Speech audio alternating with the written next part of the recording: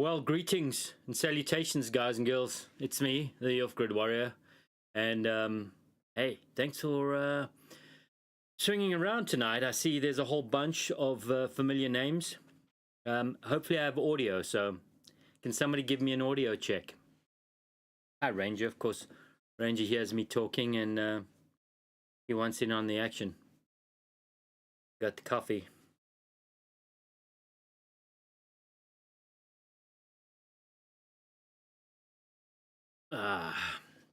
Leslie, I am doing well, thank you.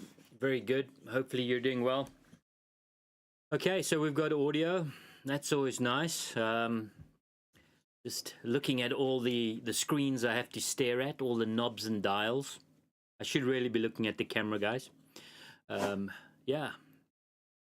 So I had to do a quick change. I had to change my shirt and, get my nice sweater on for the stream. I still haven't showered.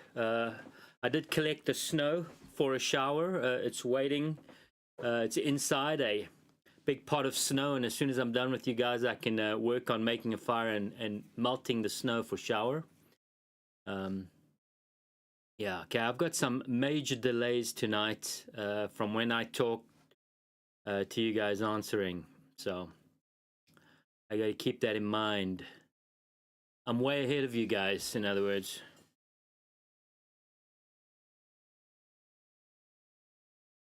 Yeah, so I noticed some shenanigans going on with YouTube and the Toms and Harm releasing videos and what I'm doing. The last video I released literally tanked. I don't even think it's seen 1,000 views. Typically, all my videos get up to 1,000 fairly fast and continue beyond that. I'm no big YouTuber or anything, but I noticed the last video I did was just not moving. It literally got to 800 and came to a standstill. So I've since found out that YouTube's not a fan of, two similar videos being released. So when I do these live streams, guys, and I essentially show you the video that I'm going to be dropping in, the next day, and then releasing that video again, YouTube sees it as me doing some kind of cheating. I'm essentially using the same video and publishing it twice. So I'm not going to be able to,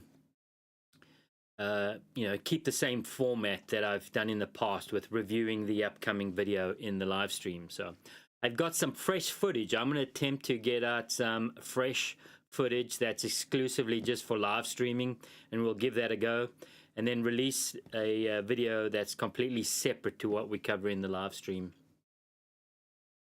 Yeah, so what we got here, did you get a new hair clipper? Saw it broke in the video.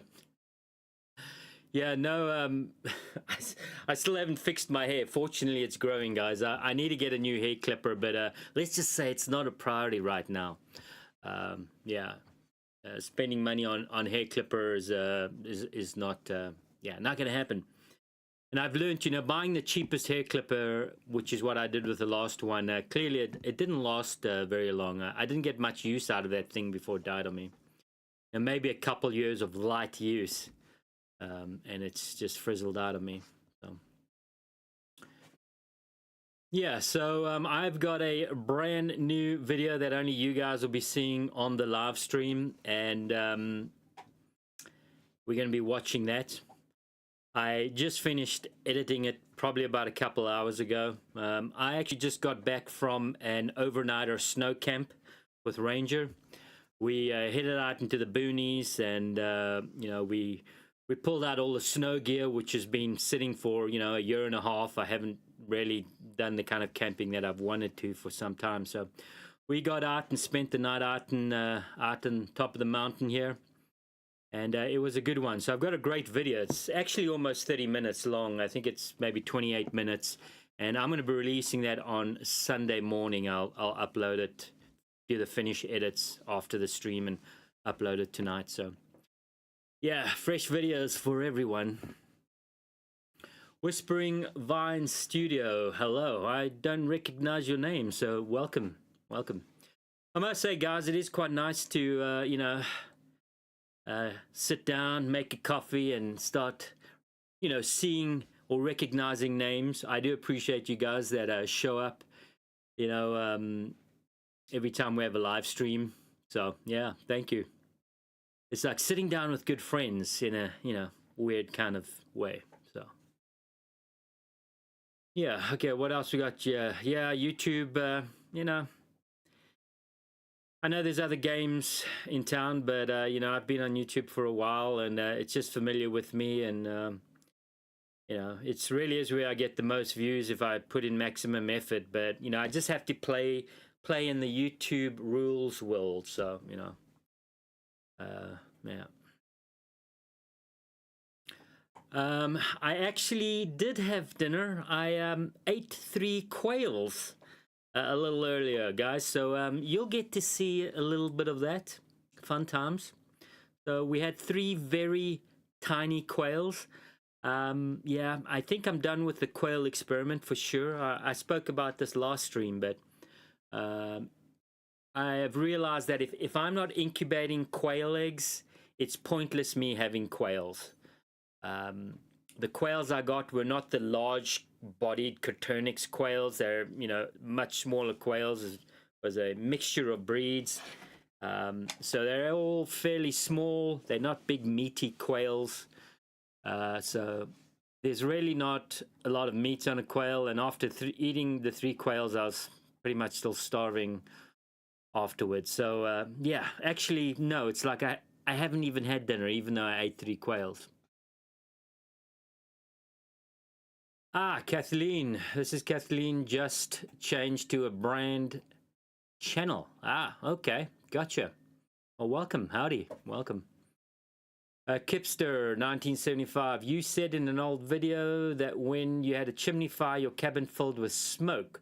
Why didn't all the smoke go up the chimney? Well, when you have a chimney fire, the smoke will quite often start to steam off the sides of the chimney, because you essentially have the metal burning inside the chimney, and that smoke starts to appear on the outside of the chimney as well.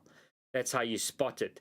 And of course, once you open that door, sometimes you'll just get this almost like an explosion of smoke that just kind of whiffs out at you. So I managed, this was a fairly small chimney fire. I have had a large chimney fire where I was outside in my old cabin in northeastern Washington, and that chimney fire was pretty bad. I had a lot of smoke, black smoke inside. By the time I got inside the cabin, I was choking, and there was black smoke everywhere. And of course, on that fire, I got a fire extinguisher and dumped a whole bunch of dry powder into the wood stove, which was not a good reaction. So I had smoke, soot, and dry powder everywhere inside the cabin. But yeah, you'll get smoke on the outside of the chimney where it's burning. Okay, where was I? Hopefully I answered that one. No damage to the structure. I can tell you, if I, for both of those fires, if I wasn't around at the time, it's quite possible the cabins would have burnt down. The first one was obviously a log cabin, and this one is all wood too. It would have been gone. So yeah, fortunately I was around for both of them. Let's just say now I'm pretty anal retentive about keeping on top of chimney sweeping. Okay, who else we got you? E4 Mafia, good evening, welcome. Do you still have your Hennessy hammock, and do you and Ranger ever go out camping in it? Well, yes, I do have the hammock, and I love that Hennessy hammock. I can highly recommend the Hennessy hammock. I don't know what they're doing nowadays. It's been a few years since I've paid attention to the Hennessy hammocks, but it's a little tough with Ranger. We did do a couple trips out in the hammock where I had Doggo with me, and he's a problem overnight. He needs to be on a leash, because otherwise he wanders, and he'll run off after something. He doesn't hang out with me, and you know, it's been difficult keeping him contained if I'm in the hammock and he's outside. I've tried to encourage him to sleep on, this is during spring and summer months, sleep on a mattress underneath the hammock. But it's not, the hammock camping is really, it's not ideal with my dog. Maybe if I had a different kind of dog that behaved well and listened, you know, we could get away with hammock camping. But yeah, the trip that I did last night actually was just on the ground and a tarp. So I'll be releasing that video tomorrow. But yeah, I love the hammock camping. It's just a problem with Ranger, and especially in these snow months and snow camping.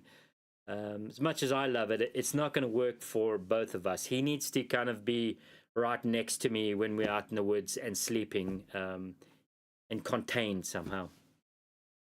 That was kind of long-winded. Anthony Z, good evening from Pennsylvania, watching the drones fly by. Yeah, watching the drones fly by. You got a whole bunch of drones flying over you? Did I miss something?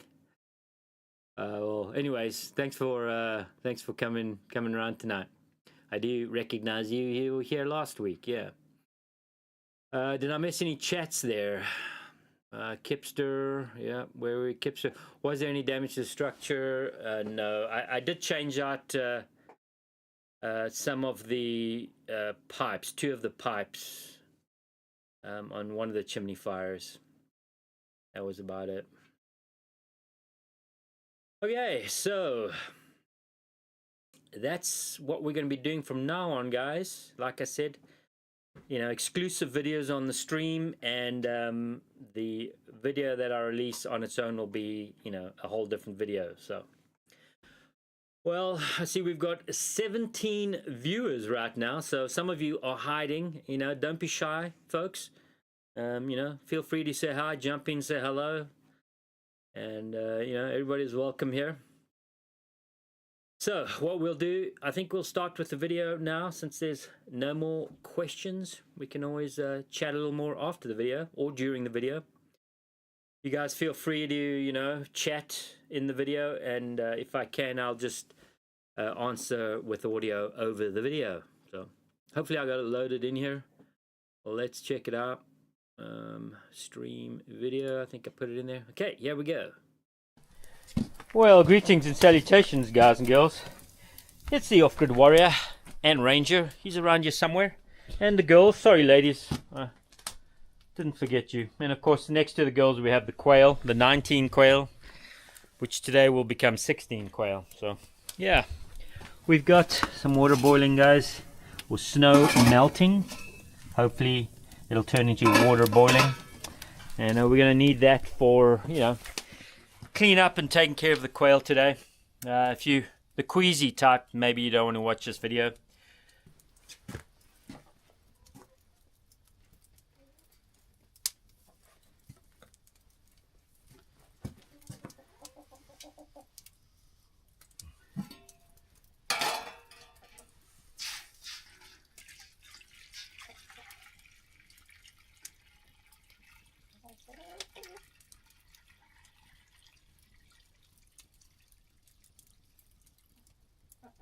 All I'm doing now is just filtering the pine needles and so on.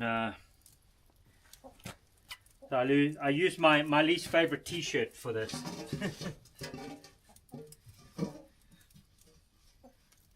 Least favorite polo top, actually.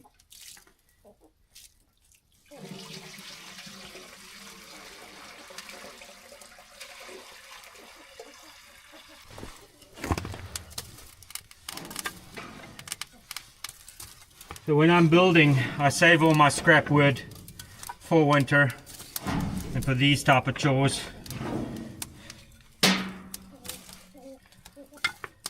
And I go through all the gnarly scrap wood as in the beginning of winter.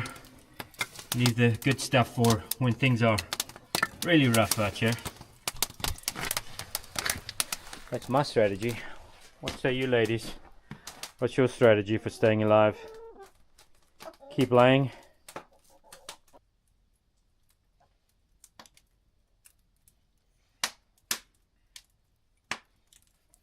Ranger's not a fan of sharing me with the chickens. He gets a little upset when they're too close for me.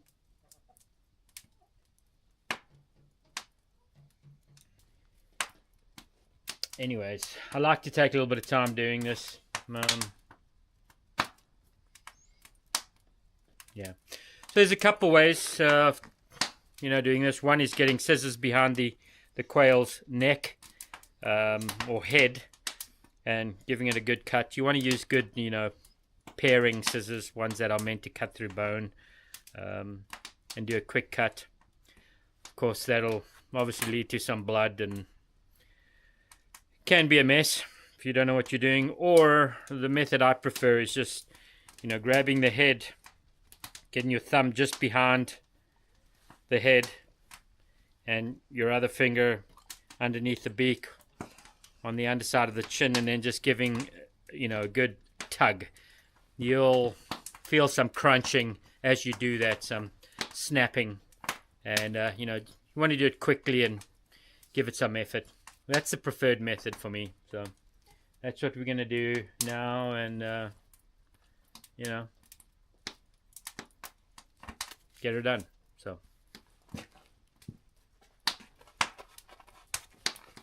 So the bird will move for a while after doing that, and that's normal.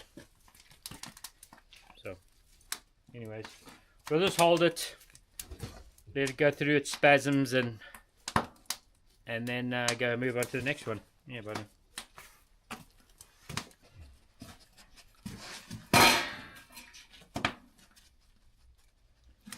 So, I want to get the water, I don't need the water boiling, guys. I don't want to cook the bird. It's kind of it's hot. I can't put my hand in there. But, it's just before the big boil. So, what we're going to do now is just get the birds in there.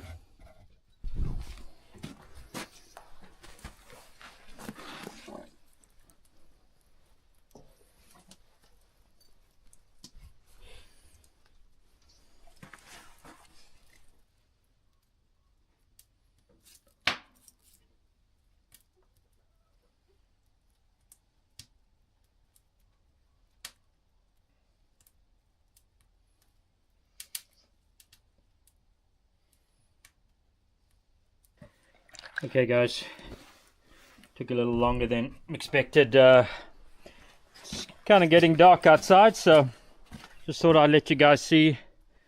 Hopefully you can see that final result. And what I'll do is overnight we'll brine them, and tomorrow's another day. So yeah, well, let's go. Don't worry girls, you're still safe. These 3 quail weren't, so we've got them marinated up somewhat, brined and dusted and marinated. So right now we're going to barbecue the quail, guys, and let's just pretend I'm barbecuing. There's nothing weird going on over here, guys. All right, you're not seeing anything out of place. This is perfectly normal for a guy living, in the woods, in a cabin, off grid. I mean, right? Don't worry, I mean, I totally know what I'm doing.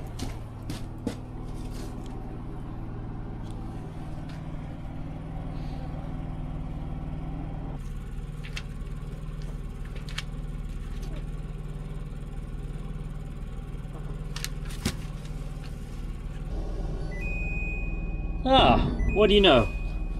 I believe the preheating has been done. Thank you, barbecue.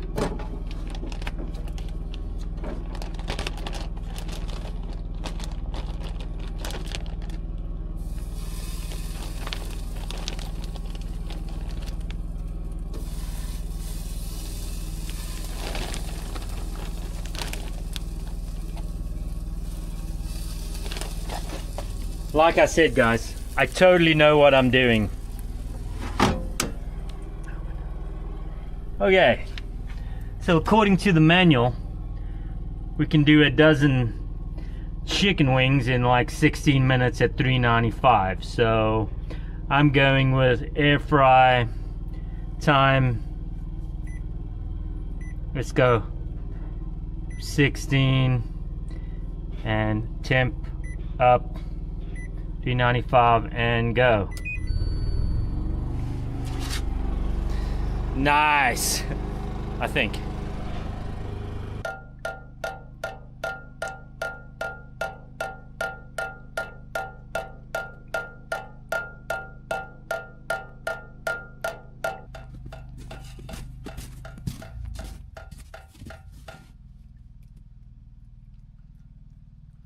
Yes, dear.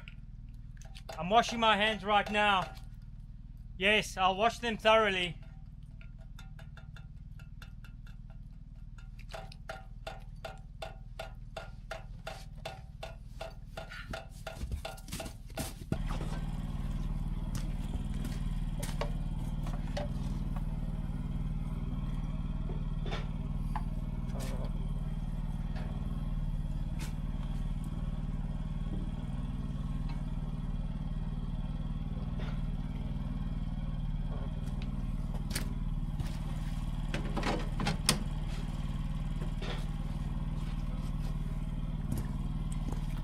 Well, there you go, folks.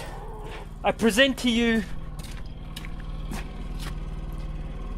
3 quails on a wooden board, done on my my barbecue. Yeah, okay. It's an air fryer, and yeah, you know, I've used it like 5-6 times, so I thought I'd pull it out and you know, give it a go. Yeah, looks pretty good. So yummy. Well, guys, I'm gonna go inside and eat these, and let's just say if you don't hear from me again, well, you know what happened. Let's go.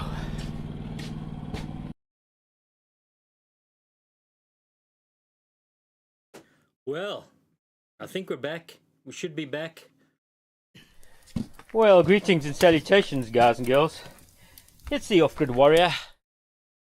Okay, we're back now. Let me know, guys, if audio is good and we're back on track. So I know it sounds kind of redundant at this point. Okay, who did I see? J. Piro Cock. Well, thanks, mate. Following me since day one. That's a long time, mate. That's I don't know, almost what, 10 years now. So thanks, man. I appreciate you swinging by. Been hanging around for a while. Thank you. Okay, yeah, that was a good barbecue, guys. I literally finished that those 3 quail, you know, I don't know, 3 hours ago now. Thank you, Kipster. I appreciate that. Great video. Natal, your mouth was watering, huh? Well, do you want 16 quail? Yeah, things are a little lean here now, guys. So, you know, I don't know how I'm going to feed these quail, but, you know, God willing. Hang on, guys. I got to let Ranger out, and I'll get back to your questions. Come on, buddy.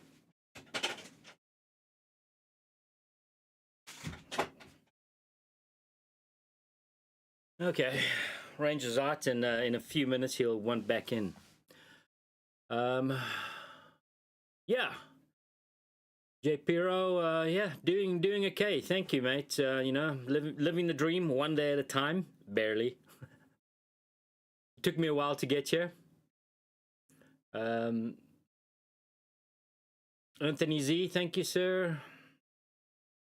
Audio good, all good here. Yeah, that's awesome, guys. So, yeah, we're definitely whittling down on the quail here. When they're gone, they're gone. And then I'll have new storage space. I'm still only getting 1 egg a day from my 5 chickens. I haven't quite found it in me yet to, you know, cull chicken number 2 that's not looking that healthy. And actually tonight I noticed there was one of my Buff Orpingtons sitting in one of the boxes. So yeah. So 1 egg a day, and then now and then I don't get any eggs, so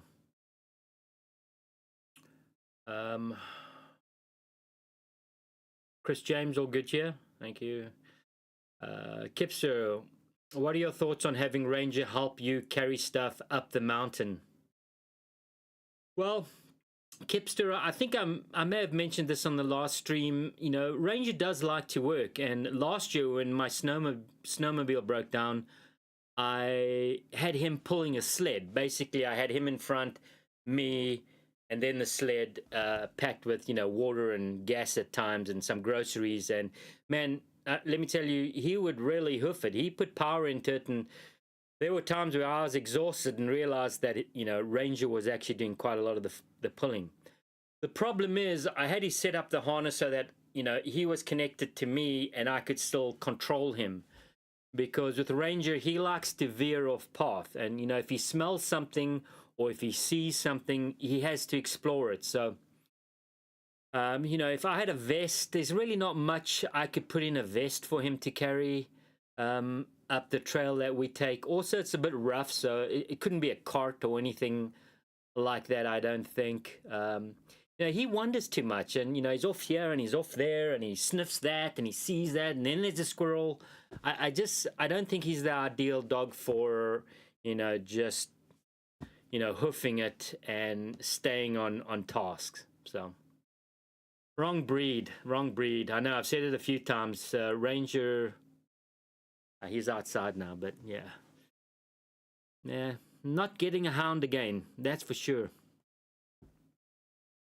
Okay. J. Piro, what was your biggest flaws when you were in couple?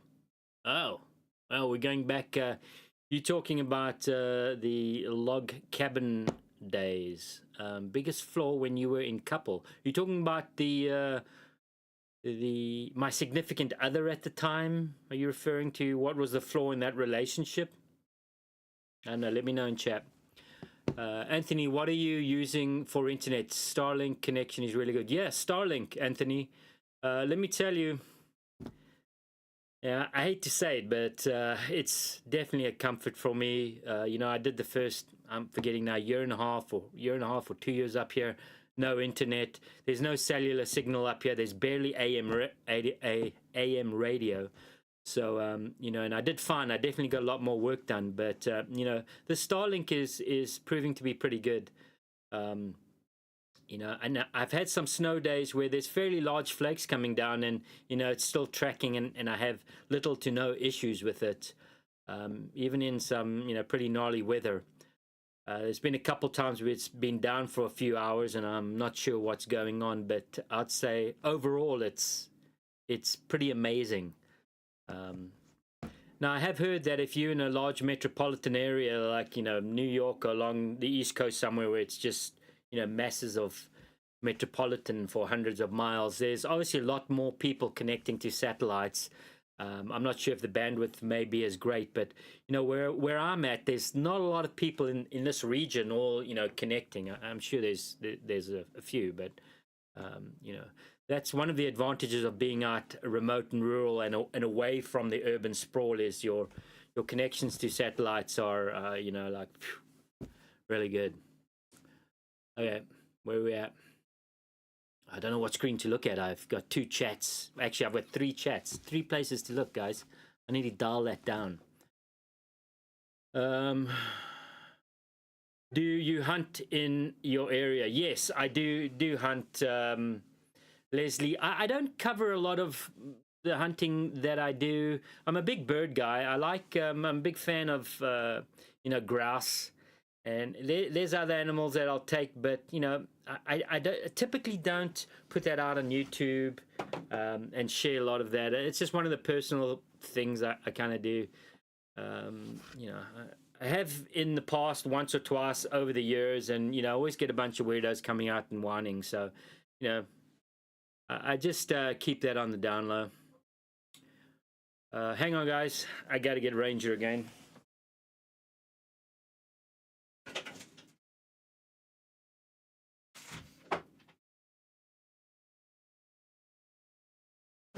You gonna behave? You gonna behave? No, stay. Okay, where were we? I can see he's wound up for some reason. Starlink. Uh, Whispering Vine Studio. How old is Ranger? He's ooh, how old is Ranger? 2 years, 2.5 years, somewhere around there. I'm a bad dad. I don't know how old he is. Yeah, he's 2.5. Did he just hit 3? October. I think he's 2 years. Yeah, 2 years. Let's go with 2 years. What? No. All right, so where were we? In the video, Ranger is a lovely boy. Yeah. Let me tell you, Leslie, I spend a lot of time in between shots calling, whistling, and shouting for Ranger. That all those moments are, most of them, 99.9% of them are edited out of the videos. I mean, I literally cannot let this dog go for longer than 2 minutes. I have to keep an eye on him because if I look away for 2 minutes, he will disappear. And it's quite frustrating. He's not, he's just not ideal for my lifestyle and the bush. I'm so sorry, mate. Just close your ears. He's problematic. There's a reason why, guys, I've said this before, there's a reason why people who have hounds and use, this is a hunting dog, and use them as hounds and hunting dogs, you will see them in pickup trucks with boxes or cages at the back of the truck with the hounds inside the cages. There's a reason why people do that. If you drive past somebody that has hound dogs and uses them for hunting, they're on chains or around kennels. There's a reason for that. So, sorry, mate. But yeah, just way too much time. A lot of my energy out there is shouting for Ranger and whistling and then looking for him. It's actually quite annoying. Recently, there's been times where I've just gone, I'm just leaving you at home, mate. I can't deal with you out here. So anyways, that's the doggo story. Oh yeah, I should just pick a screen here out of the 3, which ones to read from, and stick with it. Okay. Where were we? Yes, relationship. Okay. What was the big flaw? Whoa, that's a deep and that's a big question. J. Piro. How well do I know you? Let's just say I wasn't a very clear thinker in that relationship, and let's just say I made horrible decisions, and even early in the relationship where I saw red flags, I chose to ignore the red flags, and I stuck in there for all the wrong reasons, continuing to ignore the red flags, and eventually it just got too much for me. I couldn't deal with it anymore. I think you had 2 people that ultimately were in 2 directions. You can see how I live now. You know, there's a lot of women out there and folks that might like the image of what I'm doing. You know, that perfect little Instagram picture of the cozy cabin, log cabin, and you know the vegetable garden, and everything's fun and dandy. But that all takes a lot of work and a lot of effort. And you know, 2 people trying to strive towards that goal need to be on the same page. They really need to be walking the same path. And if they're not, the lifestyle is too difficult and has too many challenges to not be both on track, willing to support and work towards the goal. You know, living like this, you know, a minimalist type lifestyle, you know, building your own little homestead is 120% effort and hardship. Of course, there's a lot of you know, joy that comes out of it and positivity, but 2 people need to be on the same track. So in a nutshell, Japiro, we weren't on the same track. I think I was fooled in the beginning, but there were, you know, I was going this way, and you know, yeah. Okay, I think I covered that one pretty good. Yeah, did that make sense, guys? You know what I'm talking about, right? Right? Okay. So I feel like I went on a little too long on that one. Where are we? Can I ask, what are those pictures in the background? Oh, Leslie. Yeah, these are Orthodox icons. So in Orthodox Christianity, we have these images, and a lot of them are pictures of saints. You'll obviously find images of the Theotokos, you know, the mother of Jesus, and so on, and lots. Ranger, stop. And lots of icons of saints over the millennia, and also some of them depict stories like this one. This is the Ladder of Ascension. Here we have, you know, this basic story is, you know, the ladder to, you know, God. And you can see these people making their way up the ladder, and some of them are being pulled off by, you know, demons. Some are, you know, as they get to the top, they're still getting pulled off. So there's a story behind a lot of these icons, but mostly a lot of saints, and, you know, and so on. So yeah, I know a lot of Protestants are uncomfortable with icons. I used to be back in the day. You know, I'd heard all sorts of stories about, you know, icons and so on. But yeah, hopefully that answered your question, Leslie. Chris James, 100%. Okay. Leslie, I thought so, but I wasn't sure. Gotcha. Whispering Vine Studio, what kind of insulation did you use in the cabin? Well, the walls of the cabin are 2x6s, and sandwiched in between the sheets of OSB board is what they call bats. They fiberglass bats. That's that pink stuff. Sometimes they're white or gray, depending on what you get. And so I have bats that are for, you know, I forget exactly what the depth of the bat is, but they're meant for 6-inch 2x4s. So there's strips of the fiberglass bats in here, and then, you know, I did the same thing in the roof. Yeah, I just a lot of what you see here and has been built, I just winged it, guys. I'm not a builder. I'm more comfortable building with logs than I am with lumber.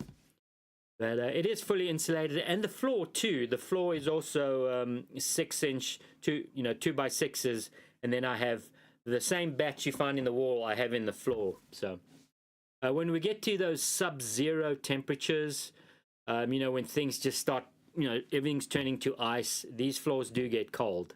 I keep on telling myself every year I've got to get myself those, you know, those old man slippers, those big, you know, leather slippers that have the sheep wool in there, because you know, sometimes I find myself putting a couple pairs of thick socks to walk on this floor.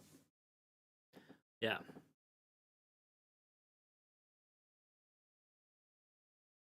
Where do you see yourself in 10 years?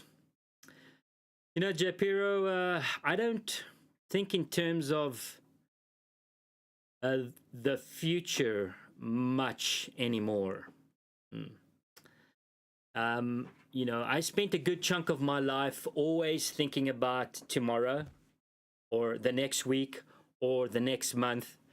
You know, I spent a lot of my life always just charging down the valley and getting to the bottom and saying, wow, look at that mountain peak.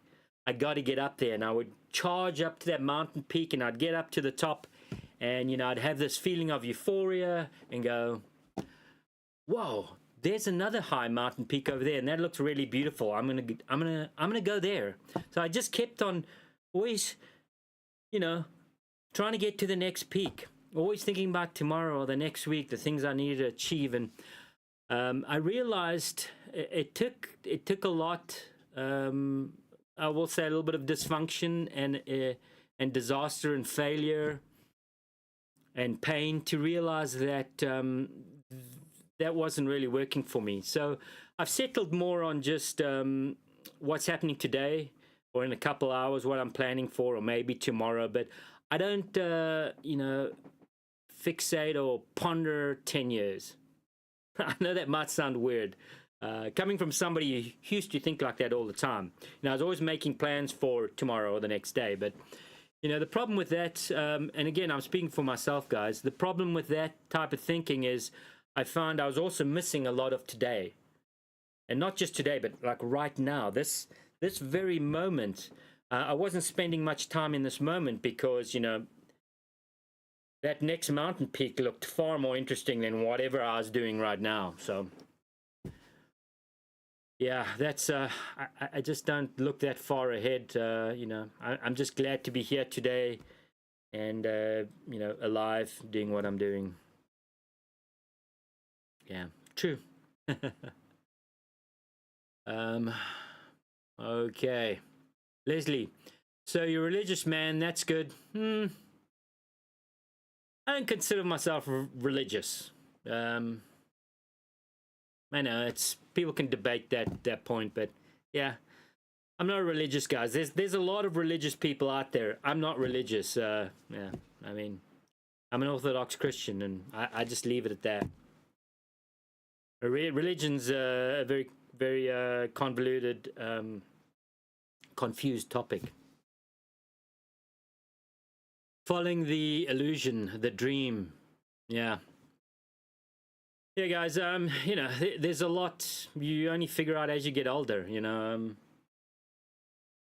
I can only focus on here and control here and now. What happens tomorrow is out of my control. And let me tell you guys, there's actually, I know I'm not talking to a bunch of 12-year-olds and 17-year-olds on this stream, but as a lot of you guys know, there's life starts to go by pretty fast, and the last thing I want to be thinking is about 10 years ahead. I really need to take in today and live in the moment and suck as much marrow out of the bone as possible. Kipster, you previously talked about owning versus renting. What is there to stop your landlord from raising rent on you to the point that you wouldn't want to stay? Again, that's completely out of my control. Again, when you're not too focused on the future and you just accept the moment that you have right now, if something like that happens, it happens, and I'll just deal with the situation at the time. So, what's up, buddy? You want to go outside? Want to go outside? Hang on, guys. Gotta let the doggo out. Want to go outside? Okay. Want to go out? No? You weirdo.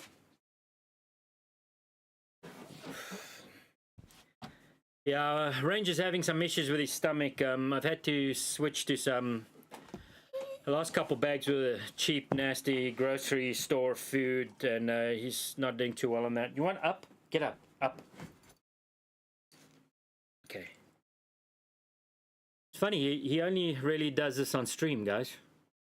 Are you gonna chill out? Okay. Where were we, guys? Yeah, I mean, Kipster, if I had to move on to the next adventure, I'd do that.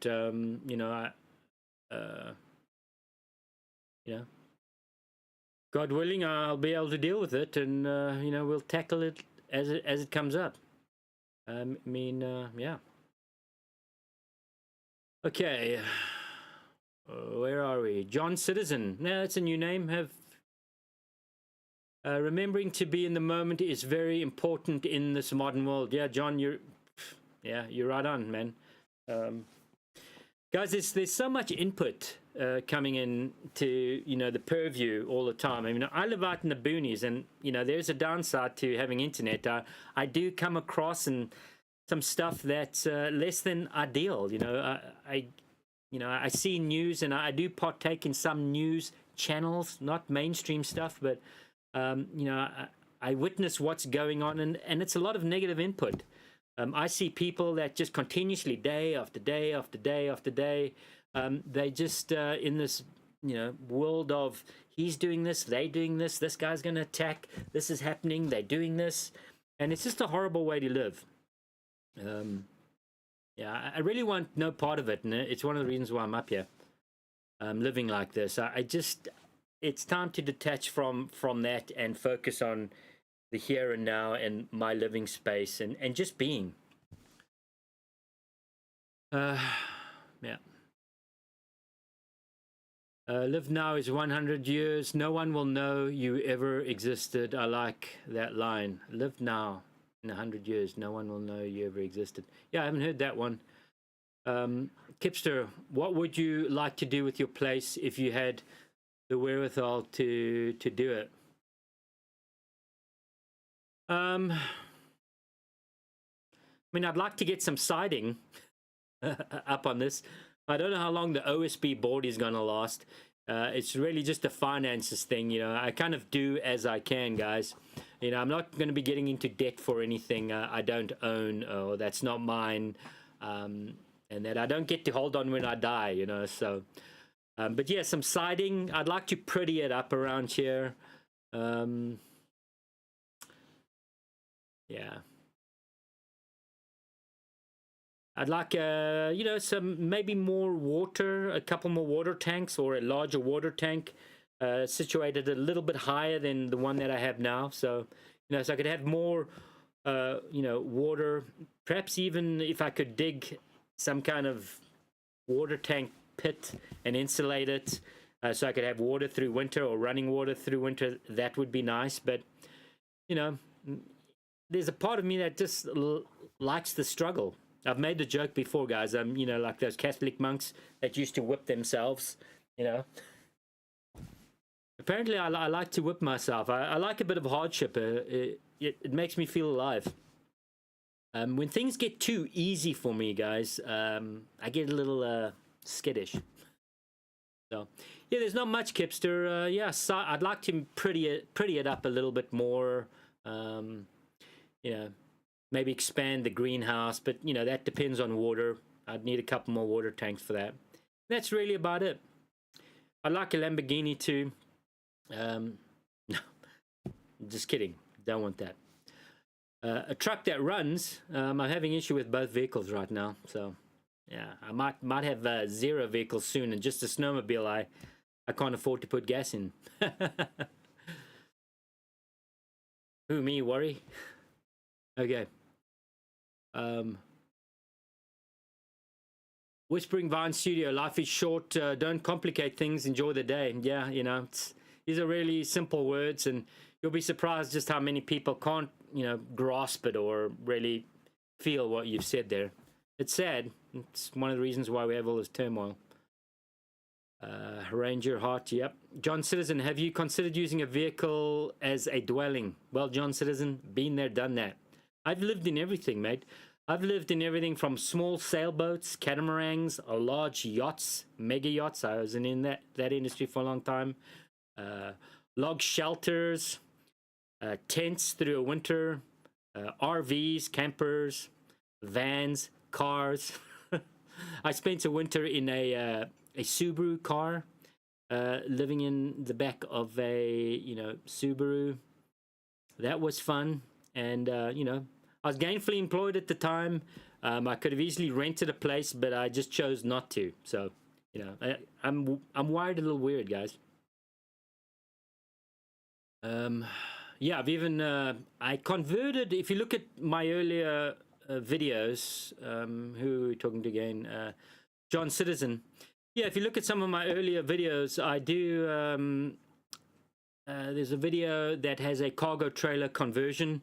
And yeah, I converted a cargo trailer to a living space, and you know, I still have that trailer. It's part of my plan B. Going back to, I think, Kipster, if you know, if I need a boogie, you know, I need a boogie. I've got a little mobile home down there. So, but you know, I don't fixate or worry about things like that, guys. Yeah, you have a nice setup, Anthony Z. Yeah, thank you. It's really simple. I realize that what I have up here is probably not impressive to the vast majority of people, but I'm not out here to impress anyone. So there's that. How far is the creek from the garden? Yeah, the creek is, I don't know, a mile, mile and a half. It's all downhill. There's roadway, and then there's also a trail and to get to the creek. When I say roadway, just forestry service road, and then a hike. So it's not nearby. I'm not running any pipes up here or installing a ram pump. That's not really an option. It's rainwater collection or nothing for me, guys. Whispering Vines studio. Okay, that was just you, Leslie. You lived in a boat. That's awesome. How was that? Yeah, well, I actually lived. I would say almost half my life was spent on boats. Really, I've crossed oceans a few times. Yeah, I grew up. I left South Africa when I was a young man, 12, 13 years old, and my dad had built a sailboat, and we got on that sailboat, and myself and my folks, we left Africa and sailed across the Atlantic, and that was the start for me. That was kind of the trajectory to me never ever being satisfied with living like a normal person. I realize that now, looking back, it kind of set in motion this desire or comfort in being uncomfortable. Yeah. John Citizen, everything in life of true worth is free. Man, you're absolutely right. Yeah, John, as a young man, let's just say there was a period of my life where I earned a lot of money, ridiculous money, tax free. I had an offshore bank account, and I blew money like nobody's business.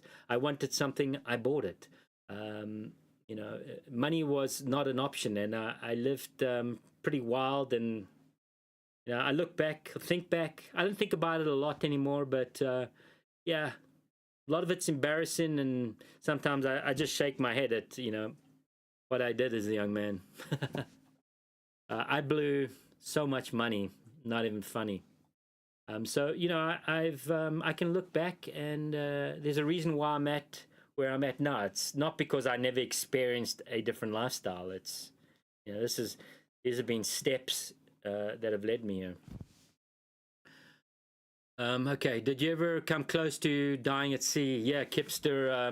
There were a couple run-ins where, let's just say, back in those days, I was not much of a a god guy, but I was definitely praying a couple times. When you look out the porthole and you just see water, not good. Or when you're on a small 40-foot sailboat in the middle of Atlantic Ocean and the steering breaks, you have thoughts. So yeah, I've actually not just out at sea, guys, but I've had close calls in other ways, and so I can reflect on those and realize the value of just being able to breathe and stare at that mountain or look at the sunrise and just be content with that. I'm really lucky. I consider myself lucky. I kind of burned real bright there for a few years, and yeah, it could quite easily be buried right now. Okay, yeah, it's a lot of convo. So guys, I do want to say, if I gotta do this, sorry, but if any of you guys are able to support me in any way, if you look at the description in the channel, the description to this video, to the live stream, there are some links there. There's a direct support link, and you'll be able to support me with what I'm doing over here, guys. This is my job right now, and it's a little rough. out of my 4 gas cans, I have 1 full gas can now for the generator, which is, running satellite and doing videos and charging everything. So if anybody can help out, please consider that. You can use that direct link. Also, you could become a member to the channel. There's 3 different tiers of membership, guys. And yeah, if you can support me anyway, guys, especially now, I'd really appreciate it. Yeah, like I said, tomorrow I'm dropping a video that'll be almost half an hour long. I think you guys will enjoy it. It's very different to what I've put out recently. I'm kind of getting back to what I used to do, which is, something I'm passionate about. Just haven't really been able to do the last couple of years. But yeah, guys, if you can support me with that direct link, I'd really appreciate it, guys. You have no idea. Any little amount you can. So also my address is down there too. If you want to write me a letter, I do like old-fashioned letters. Send me some funny pictures too, or draw me a doodle. So letters in winter is good, guys. So yeah. All right, we got the shilling out of the way. Whoa, John Citizen. Mate, wow, cool. John Citizen, welcome to supporter. Yeah, man, thanks, John. I really appreciate that. It's always cool when, we're doing a live stream and something pops up that somebody just became a supporter. Super cool, man. Awesome. Yeah, if you become a member, guys, there is some stuff that I put out that's exclusively for members. Shorter clips here and there. I'm kind of picking up steam in that too. Also, I've got a ton of old videos I'm going to start going through and, putting out some little clips that were never published. So if you guys like what I'm doing up here, you'll see that as a member. Yeah, John, hero tonight, mate. Buddy, come on.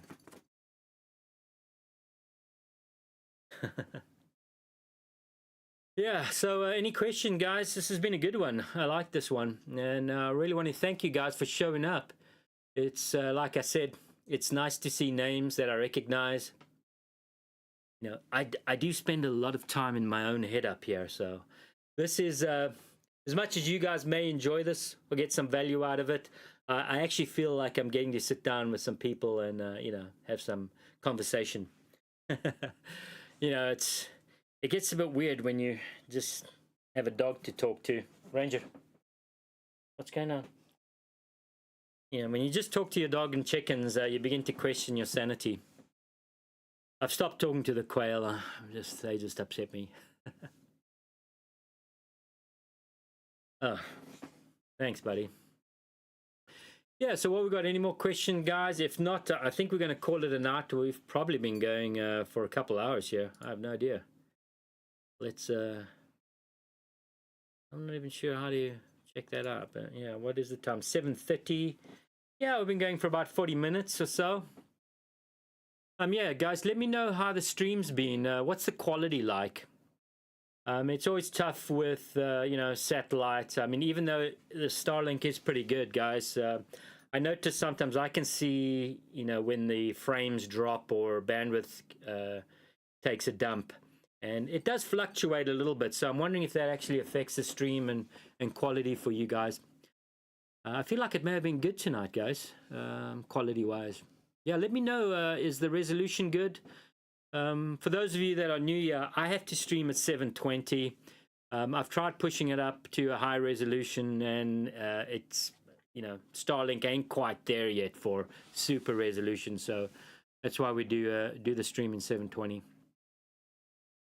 Kipster, I enjoy attempting to solve vehicle problems. Would like to hear about your current vehicle issues and what you've attempted so far. Yeah, well, Kipster, I actually have 2 vehicles, a van, which has been out of commission for a while now. The van, I got down there, I try to get down to the van. It's parked at the bottom of the valley, and start it every few weeks, just to make sure the battery's charged and that. And yeah, it just wouldn't fire up for me. The starter motor would just turn, and it just wouldn't ignite. And so I tried pumping fuel, and then letting it settle, try starting again. But the motor was going, but it just wasn't getting into firing up. And with the pickup truck, the last time I attempted to go down the mountain, or the second to last, the pickup truck just stalled on me twice heading down the mountain. Fortunately, we'd had a bit of a thaw, and so I could get down. But yeah, it just stalled on me, like driving, and then I realized there was no power steering, and the truck was dead. And took a few starts, fired it up again, and then I got, I don't know, maybe about another 3 miles down, 2.5 miles down, and it just stalled on me again. Just quietly, steering pump goes out, and it was dead, but fired up again. So I don't know. I think that could be a fuel pump issue. Maybe I've heard that sometimes when the fuel pump starts to go out, that can happen. These just sort of dead stalls. So yeah, I got to go. I got to drive 2 hours tomorrow. Hopefully, I got to get to church, which is in another state, 2 hours away. And so fingers crossed. Yeah. So those are the two issues with the car. I'm going to get a jumper down on the van and see if that solves the issue. But as far as the pickup truck, fingers crossed. It's a little tough, guys, when you have limited financial resources to even fix something. I'm literally not at a point where even if I knew what the problem is and I had to get a part, there's like it ain't happening, because there's no ways I can purchase the part. So I just cross my fingers. Anyways, yeah. Leslie, yes, being alone is nice, but not always. Yeah, Leslie, I never find myself sitting up here longing for company. Every now and again, I might have a fleeting thought of, it'd be nice to share this with somebody. But I'm never sitting around, pining. But I do realize there's value in having conversations and talking to other people, particularly in person. My inner circle is, let's say, minuscule. 3 or 4 people. And nobody lives around me. So, there's value in having discussions and people being able to call out your insanity if there is any. I think what I've seen, with people that spend a lot of time on their own, you can go wrong in one direction. You can go right in one direction, but if you start believing, if you're making up a lot of stuff in your head and you start to believe it, and there's nobody there to point it out that it's nonsense, that could be a problem. But I also like intelligent conversation with folks that can hold a conversation about many topics. I kind of get excited if I'm around somebody who can tackle various topics and has a knowledge on various topics. So there's value in just communicating with people. Well, I feel like I'm really going on here. Okay, we're at. Hope it's not all work and survival. Play is required. Do you have hobbies? Hobbies. Well, I actually like camping. I like pushing the limits. I don't push them as much as I used to, but I think a hobby for me is just being out in the woods with, just limited toys and harsh conditions. That's probably why I gravitate towards winter camping and snow camping. This first little camp I've done here is just ironing out gear, seeing where we're at with Ranger and myself. But I like to push out a little farther and kind of get on the edge of what most people wouldn't want to do, just because that's where I find I feel most alive. So yeah, that's a hobby with me. Getting out into the boonies and just pushing the limits a little bit, scratching the edge, balancing on the edge a little bit. I've always been wired that way, so I just try and be a little more smarter about it nowadays than what I used to be. So that's a hobby. This lifestyle really is a hobby to me. I don't fold paper airplanes as a hobby, or sketch manga art. I don't know. I'm not. Yeah, I really, my hobby is living like this, and I do get a lot of enjoyment out of it. Um, I think if I could pursue something, I really wouldn't mind getting out in the water again and sailing, getting out into the ocean. It's been a while. It's been a few years since I've got behind the helm on a sailboat and got out there.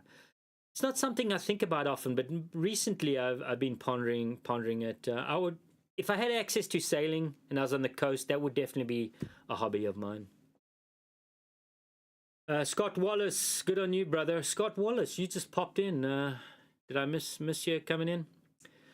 Where we got Chris James. Stream has been great. Only one small glitch here a bit earlier. Okay, but otherwise good. Thank you. Whispering Vines Studio, do you have a safe spot for your truck down the mountain? Yeah, once we get enough snowfall up here, I get the truck down there, hopefully before we have too much snow, and it gets parked down at the bottom. And it's safer down there and allows me to hopefully get in and out. I do have 8 miles of roadway from where my vehicle is to the first bit of roadway that's maintained. So 8 miles of not maintained by the state, not maintained by the county. So it gets like the Wild West out here. There's a couple families that do live out in this area, and occasionally they will get a plow truck here when it's extreme. But most of the time, it's through winter. It's find your groove and just like stay in the ruts and hope for the best. Yeah. Okay, where are we? Look at one screen. Look at one screen. Leslie, Alaska. Oh, did I miss something there? Alaska? Kipser, I assume you grew to love the sea. What brought you to the point of being ready to say goodbye to the ocean for good? Kipser, there wasn't really a decision, a point that I said, enough of this, now I'm doing this. It was just kind of a progression between relationship and movement and lifestyle, career. I just found myself moving out of the one industry.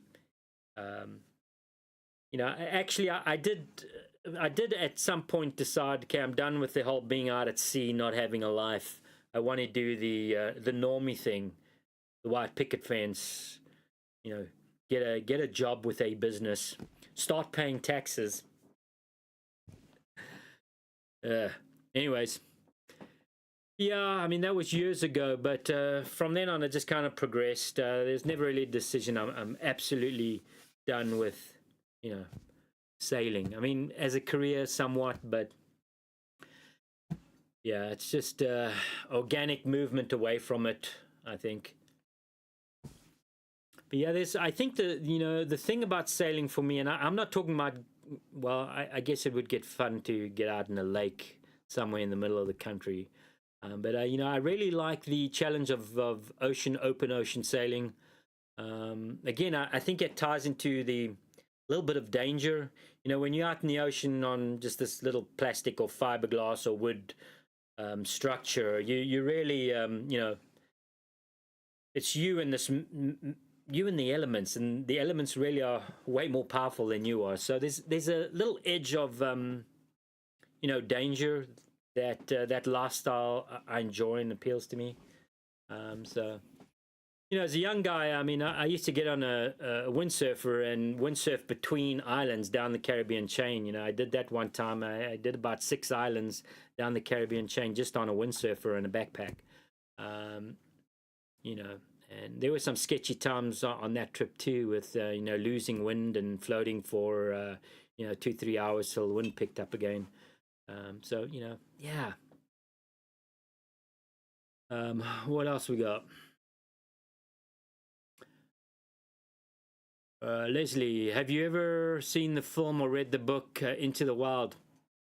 I haven't read the book, and I think I saw the movie shortly after it came out. Actually, I didn't see it on the big screen or anything. I think I may have downloaded it on the internet somewhere and watched it that way. I vaguely recall it, but yeah, that's the kid in Alaska who goes and lives in the bus. Yeah, I really don't do a lot of movies. I have the internet, but I very seldom to never find myself laying here watching a movie. Really, if I do, it's a documentary. Um, I am totally over the whole Hollywood movie thing. I find it very dull and yeah, pointless. Sorry. Okay.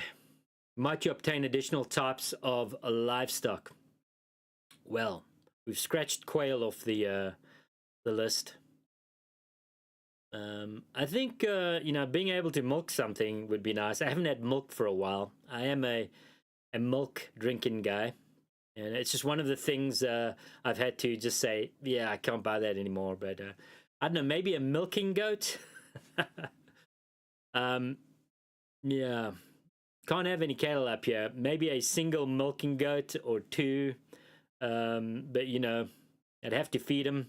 So we'd have to be doing way better on YouTube for me to get a goat and feed it. I can barely feed quail and chickens right now. But yeah, I think a goat would probably be it that I'd give a try. Chickens and a goat, and if the goat doesn't work, I'll stick with chickens. All this livestock requires a lot of input and effort, guys, and I'm not opposed to the effort, but as far as inputs goes, food, I'd have to haul food up here and purchase food. I mean, I could let a goat browse in the spring and summer seasons around here. I'd have to keep it on a chain or something or rope and move it around. That would be fun.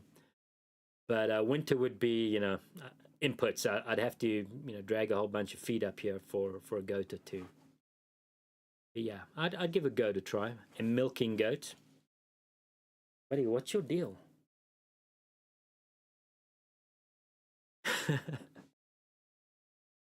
Okay, Scott Wallace, did you say wine industry? Wine industry? No, I didn't say wine industry. Did I get that right? Wine industry? What are you talking about? Leslie, yeah, but some films are really good. Yeah, my all-time favorite film would be what would it be? Lawrence of Arabia. Yeah, really dig that film. It's long. I know, what's it, couple hours, maybe a little bit more. Lawrence of Arabia is a classic. I like those old epic movies, where they actually had thousands of extras in the background, on horses, actually doing stuff. People filming thousands of horse riders coming over a sand dune, and nowadays it's all CGI. I just don't get excited about that. Yeah, those old epics are good. As far as the latest newest movies, I've lost track. It's just all looks like garbage to me. Okay, well, how are we doing? 18 viewers, guys. We're killing it tonight. I'm having a good time though, guys. We've had some good questions, guys and gals. Ranger, mate, do you need more space or something? I mean, there's a lot of space there. Do you have to push up against me?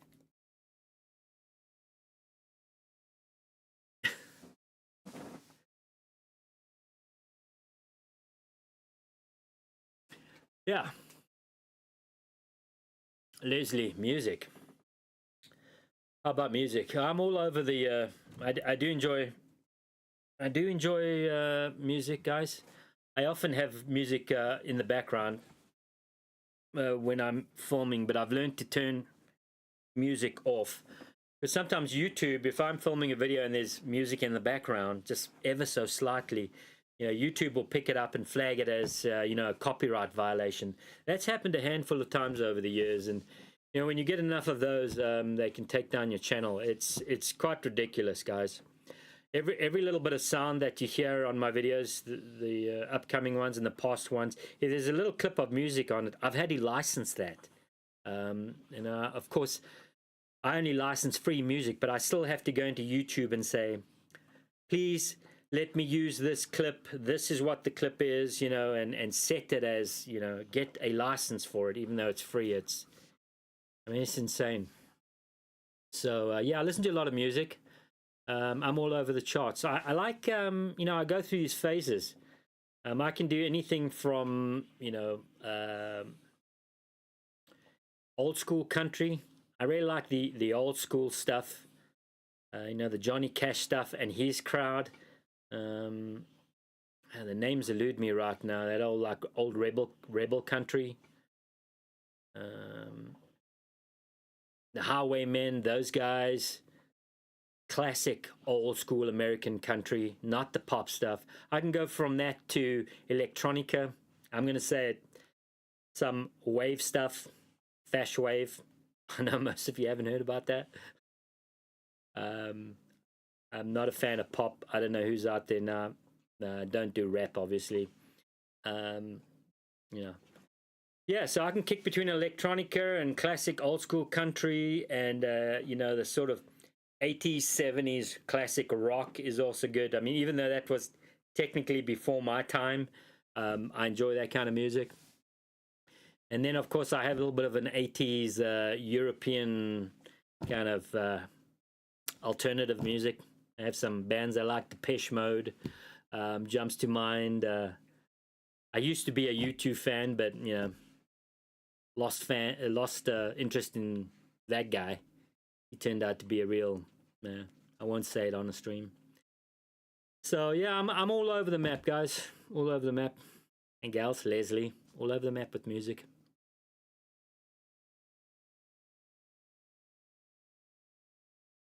Look at, well, does YouTube pay? Is it enough to live on? No, Kipster, it's not. I mean, I'm barely getting by. You know,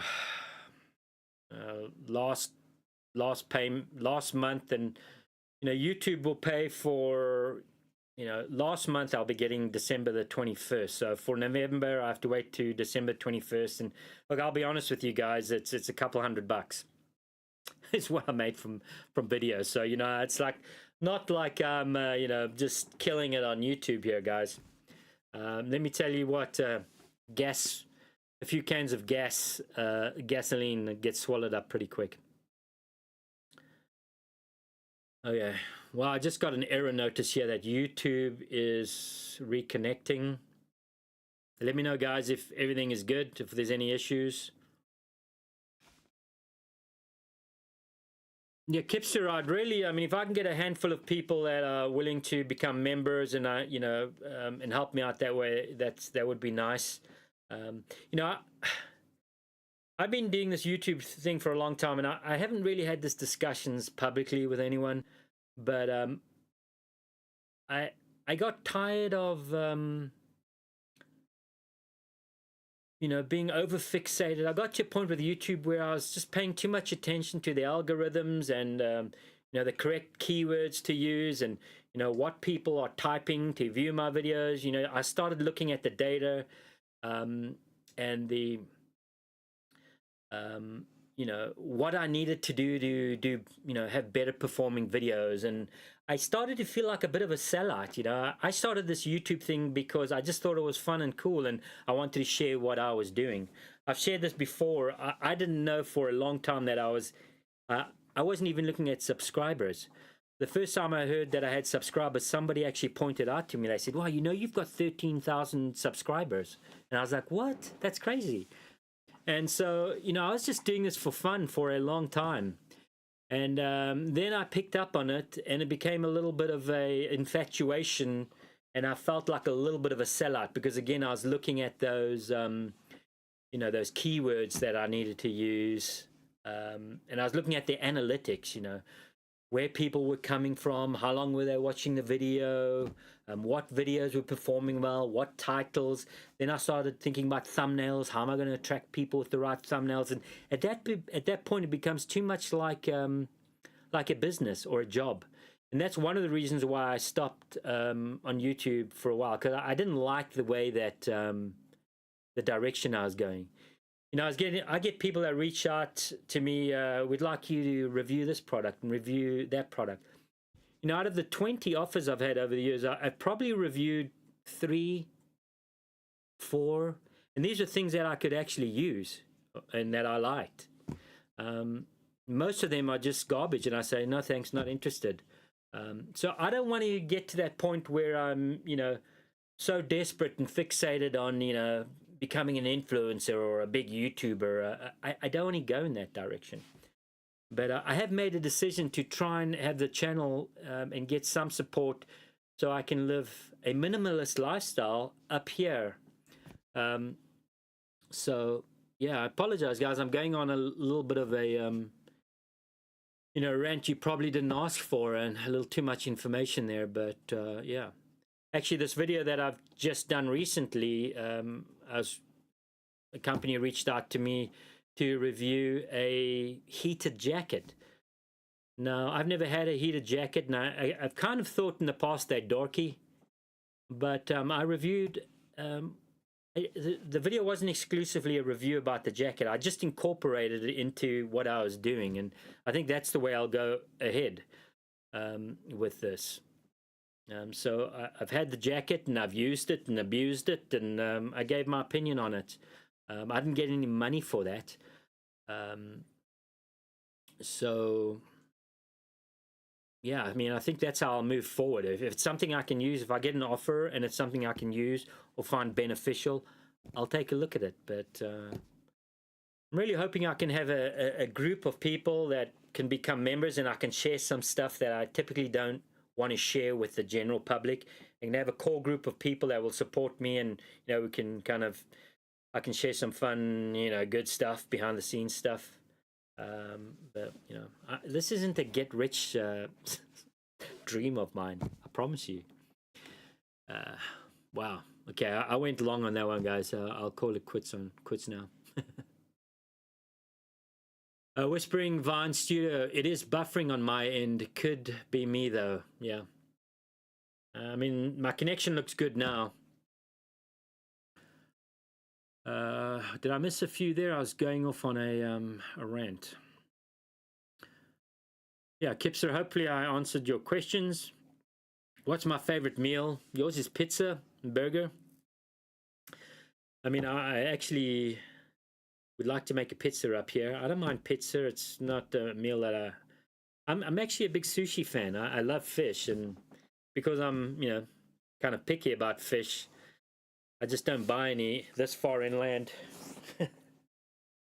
Just sneaking up between my pit and army. No,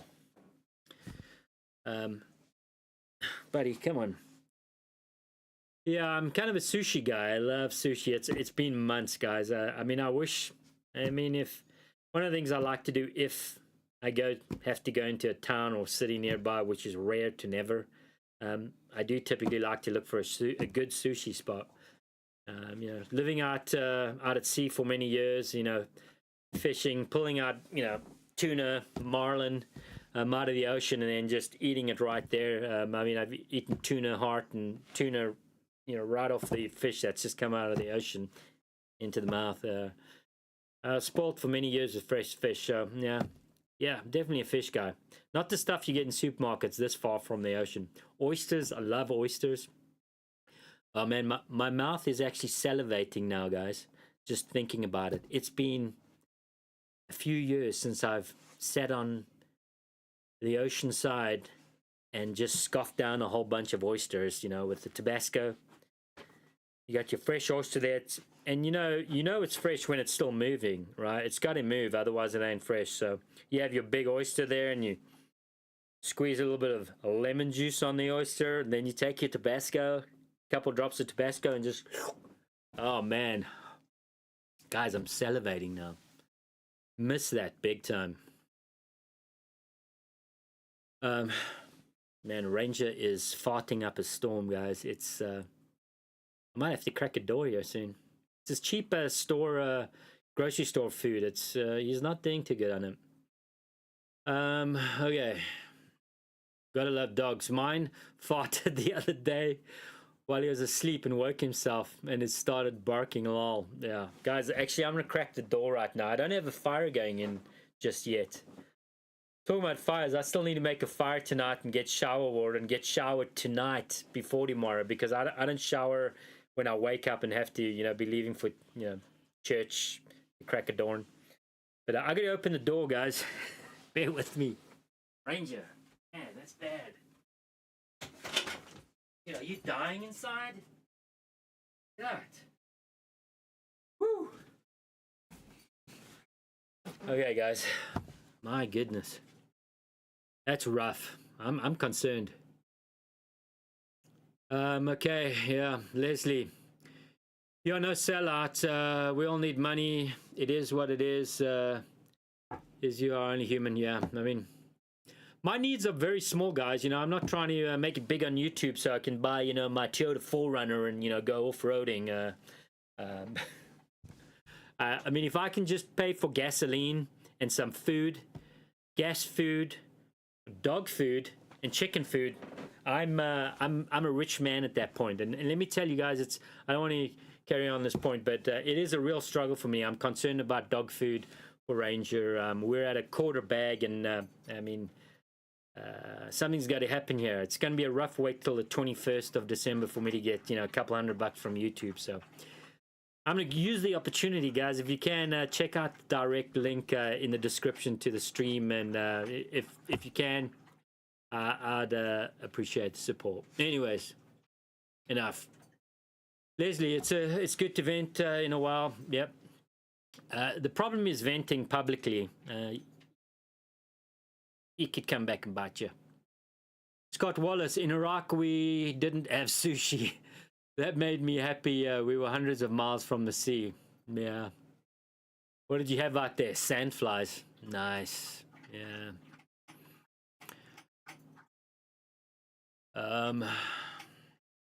Yeah. Yeah, good conversations, guys. You got it rolling. You're keeping me going here.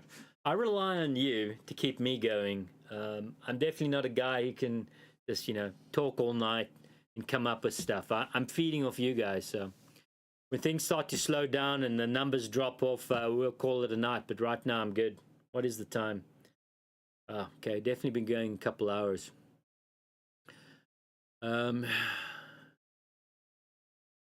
Yeah, Scott, I don't know. I don't know what's good. If you're not in a mess tent, getting fed, I don't know what else you'd eat out in the dunes. Some couscous, maize, some kind of stodgy porridge. Kipster, goat. Yeah, you eat goat when you're out there. I've eaten my fair share of goat ribs. Kipster, have you considered showering at a truck stop? I guess they change money for that though. Well, Kipster, I'll be honest with you. I've seen a few truck stops. Not very pretty. I've seen the showers. That's I've always I had this slight dream for a period of time as a young man. I always thought it would be cool to have, you know, an 18-wheeler, the old school Peterbilt rig, big motor in the front, and the cab at the back. There's something about that lifestyle that always appealed to me. Of course, nowadays doesn't appeal to me, but there was a point in my life where I thought, how cool is that? Just to like travel the country, a new town, new city every night. But yeah, I have been through a few truck stops, and a couple that come to mind that I stop at occasionally because there's a store. I've been in the bathrooms and it's like, whoa. Yeah. So yeah, no, I'm not going to no truck stop to have a shower. There is actually a laundromat we have in town here, and occasionally I treat myself to you know, doing laundry and using their shower facility. It's pretty clean, and not a lot of people use it. Are you like in the zone now? Did you kind of go out there and degas? No. Okay, guys, I think we're going to close the door. Getting chilly in here. Don't worry, I'm not going anywhere. Move. Move. No, other way. Move. Move. Yeah, buddy. Okay. There we go. Get the chat out of my face. But I'm worried about you. I'm really worried about you. Oh yeah, where were we? No. Cute dog. Yeah, right. Have you considered showering it? Okay, we got that one. Scott Wallace, steak and lobster Tuesday at base. Yeah, you guys spoiled base. Leather and rubber ball. Yeah, I know, mate. It's I'd rather not have lobster. Keep it, thank you. Yeah, let me tell you, I spent quite a bit of time up in the East Coast. In summer, Martha's Vineyard, Nantucket. I've cruised that area extensively, guys. Island hopped around there. And let me tell you, there's nothing like pulling your own lobster out and, just dousing it in butter and garlic. I'm kind of old school when it comes to lobster. Also in the Caribbean, guys, I spent many, many years just diving. You drop anchor, beautiful bay, and you drop anchor just with a snorkel, and you go cruising around looking for the little antenna sticking out of rocks, and you just take a deep breath, go down there, grab those antenna, and out comes the lobster. Of course, the lobster, the crayfish in the Caribbean, lobster, don't have the big claws like they do in Maine. They're clawless down in the Caribbean and in the tropics. So, but yeah, oh man, you guys are getting me going with food right now. Let me tell you, it's right now I'm living off pasta, eggs, and we've got a few things, dehydrated foods that I occasionally spice things up with. We had some quail today. It's a little lean up here. Every now and again, I crack open a can of some kind of meat. I'm not a big meat can guy, so I crack those up. But yeah, my days of exotic eating, there were many years of that. But yeah, it's lean now, boys. Lean. Okay, where were we? I'm actually hungry. I'm really hungry now.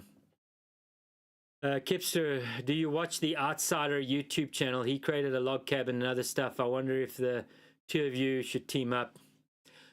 I'm vaguely familiar. The Outsider, is he like a youngish Canadian guy? I think he may have reached out to me years ago. I think he reached out to me in the cabin days, and I think I may have looked at his channel. I actually don't watch people on YouTube much.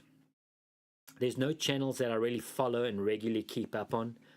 I know this is going to sound weird, but I purposely don't watch off-grid folks because I just want to stay true to myself here. I'm not saying there's not great channels out there or good guys or good folks out there or I'm better than. I don't want to be watching other stuff thinking I need to either emulate or do something similar. I'd rather just stay on what I'm doing here. It either works or it doesn't.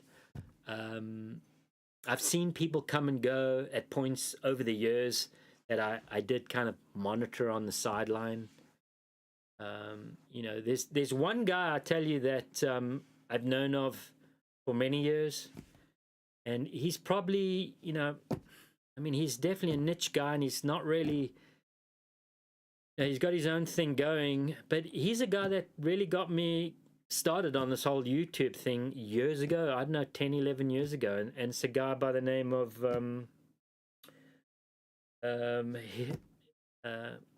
Idaho Hillbilly. And I remember sitting in Seattle. I had an office job. I was managing the production facility for a national sign company, and I was miserable, sitting in front of my computer, dealing with people and managers and being a good robot. And I used to listen to podcasts, and at some point I remember sitting in my truck at lunch and firing up, YouTube, and finding this guy, Idaho Hillbilly. And he had back then a super cool video, and he had a family, and they're out in the boonies, and he had a beard, and he was like living like a hillbilly, nothing fancy, just being himself. And I thought, yeah, there's me sitting on my computer, beep boop beep boop beep, good robot, beep boop beep beep, paying taxes, beep boop boop, paying rent, paying mortgage, paying car payment, paying insurance, beep boop beep boop boop. Just thinking something feels very wrong about this existence. And so that's Off Grid Hillbilly. And over the years, occasionally I'll tune into his channel.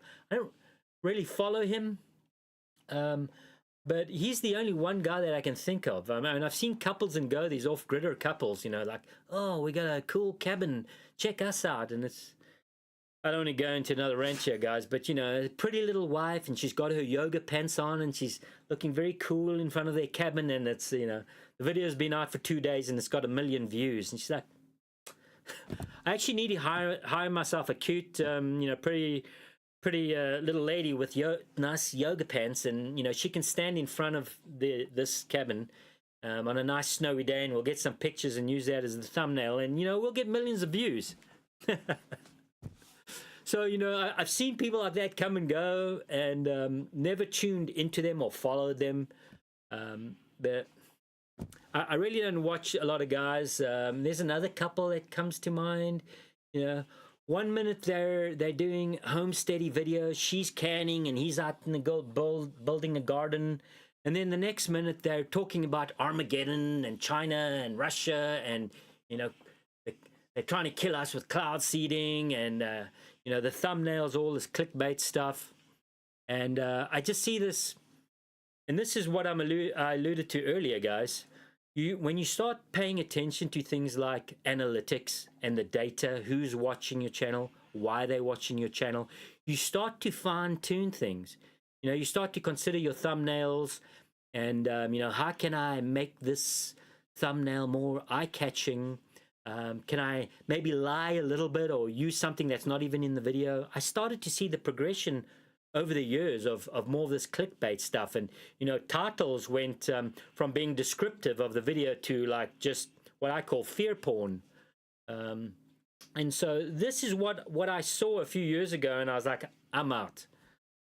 And that's why I disappeared for a while. Also, I had some life stuff going on, and YouTube wasn't a priority, but I kind of settled into where I am emotionally and what I want to do here, where I just don't care. I don't want to get tied into it. I don't want to follow it. And guys, if you ever see me do some clickbaity title with some fake thumbnail, I said to a friend of mine the other day, just come. You have my permission to come and throat punch me, because I don't want to find myself there. Wow, I'm going on. I see viewers are dropping off now. It must be because I'm ranting a little too much. Okay, let's get to some questions. Did I miss a whole bunch there? Yeah, I think that rant started with your question there, Kipster, on The Outsider. So I'm vaguely familiar with him, but not somebody I follow. Ranger and the Warrior. The Fart Warrior right now. Not me. I'm talking about Ranger. Ranger, the Fartmeister. Okay. Wow. Rent. Leslie, I'm sorry, I kind of switched off their rent. Scott Wallace, what neighborhood in Seattle did you live? Well, I had a studio apartment for some time, very close to Ballard, an area called Queen Anne. I started off in West Seattle, and then it was Ballard, Queen Anne, and then I was out. I punched out. And then actually, there were, I don't know, 3 years. I was down in Maple Valley. I used to commute from Maple Valley to Ballard. It was way more than that. Several years. Maple Valley to Ballard. So, summer, 2-3 hours, 4 hours on a bad day of traffic every single day, 5 days a week. Guys, never again. I mean, I'd live under, I'd live under a Doug fir in a cave before I went back to that existence. Scott Wallace in Ballard right now. Wow. How long have you been Ballard? I saw big changes in Ballard in a very short period. I was actually working in that Ballard area for 8 years. Right down, I think it was Leary Way, right down bottom of Ballard, right on the waterway, right next to the bridge. And I saw a lot of changes, man. You know, it was getting pretty bad. When you're sitting in your car at night, guys, this is Ballard, Seattle. You're sitting in your car in a fairly nice neighborhood, and somebody tries to break into your car while you're sitting in the driver's seat. That was Seattle. The guy's breaking into my car, and I'm like, hey, buddy, I'm sitting right here. I can't imagine what it's like now, Scott. Has it got better or worse or the same? Yeah, and you know, the thing about areas like that too, Ballard, you have these beautiful old homes which had been there, you know, 40, 50, 60 years. They knocked those homes down, which was essentially a single family home, and up in its place they build a you know, a quadplex or 6 studio apartments in where there used to be one home on, you know, a corner block. So you know, just the traffic was getting insane. You're kind of forced to bicycle or walk, I mean, which is fine if you're into that, but you know, it brings a whole set of problems. I haven't been there for years, Scott, so I don't know what type of trip that would be now. Bottom of my list. Whispering Vine Studio, sorry. Be yourself on YouTube and you will attract the right people. Yeah, you know, I'm not looking to become some big channel. First of all, I don't have the yoga pants, and you know, like I say, if I can just irk out an existence here with, you know, paying for gas and here and there, you know, that would be fine with me. Chris James, trying to send you something from your Amazon links. Trying to send you something from your Amazon links, but they seem to require a phone number for delivery. Ever had a problem like that? Oh, but hang on. Trying to send you something from your Amazon links. I've got Amazon links. Are you talking about... I've got Amazon links for things that I want? I'm a little lost there, Chris. I don't believe I put any links out there for me. I mean, there's some links to some items I think are good items that I have that I've suggested over the years. Scott Wallace, 4 years. Worse. It's worse now, mate. What's your plan, Scott? 24 years in Belttown. All right. Family plan. When I send gifts by way of Amazon, I just put in my own phone number. Oh, yeah. You know, sorry, Chris. If you're just talking about sending me something, I think you can just make the ship to address the address that you see in my, you know, my PO box. I've had somebody do that before. Just use my address, add it as a shipping address, and as far as phone number, I guess like family plan suggested there, you could maybe just use your own. But yeah, I have once before somebody sent me something direct from Amazon, and all they asked me for was my address, PO box. Links below the video and your PO box. Links below what? This video? I've got Amazon links in this. I shouldn't have. Did I put Amazon links down here? A little lost there, but yeah, if you're trying to send me something you've just you've selected it on Amazon, just use my address as an additional shipping address. Whispering Vine Studio. Yeah, thanks. Sorry, Chris. Thanks. Whatever you're trying to do there, hopefully it works. I love getting stuff in the mail. It's actually more exciting. It gives me a reason to go into town, guys. Sometimes I really have to dig deep to find a reason to go into town. You know, I pass through it on my way to church on Sundays, and you know, I may get a couple items if I can afford, but yeah, it takes a lot to get me in town. But for mail, mail's always exciting, you know, if I know there's a package. Even if I have to get on my bicycle and cycle the 30 miles, I'll do it. Okay, Scott Wallace, out of here. Yeah, Scott, man.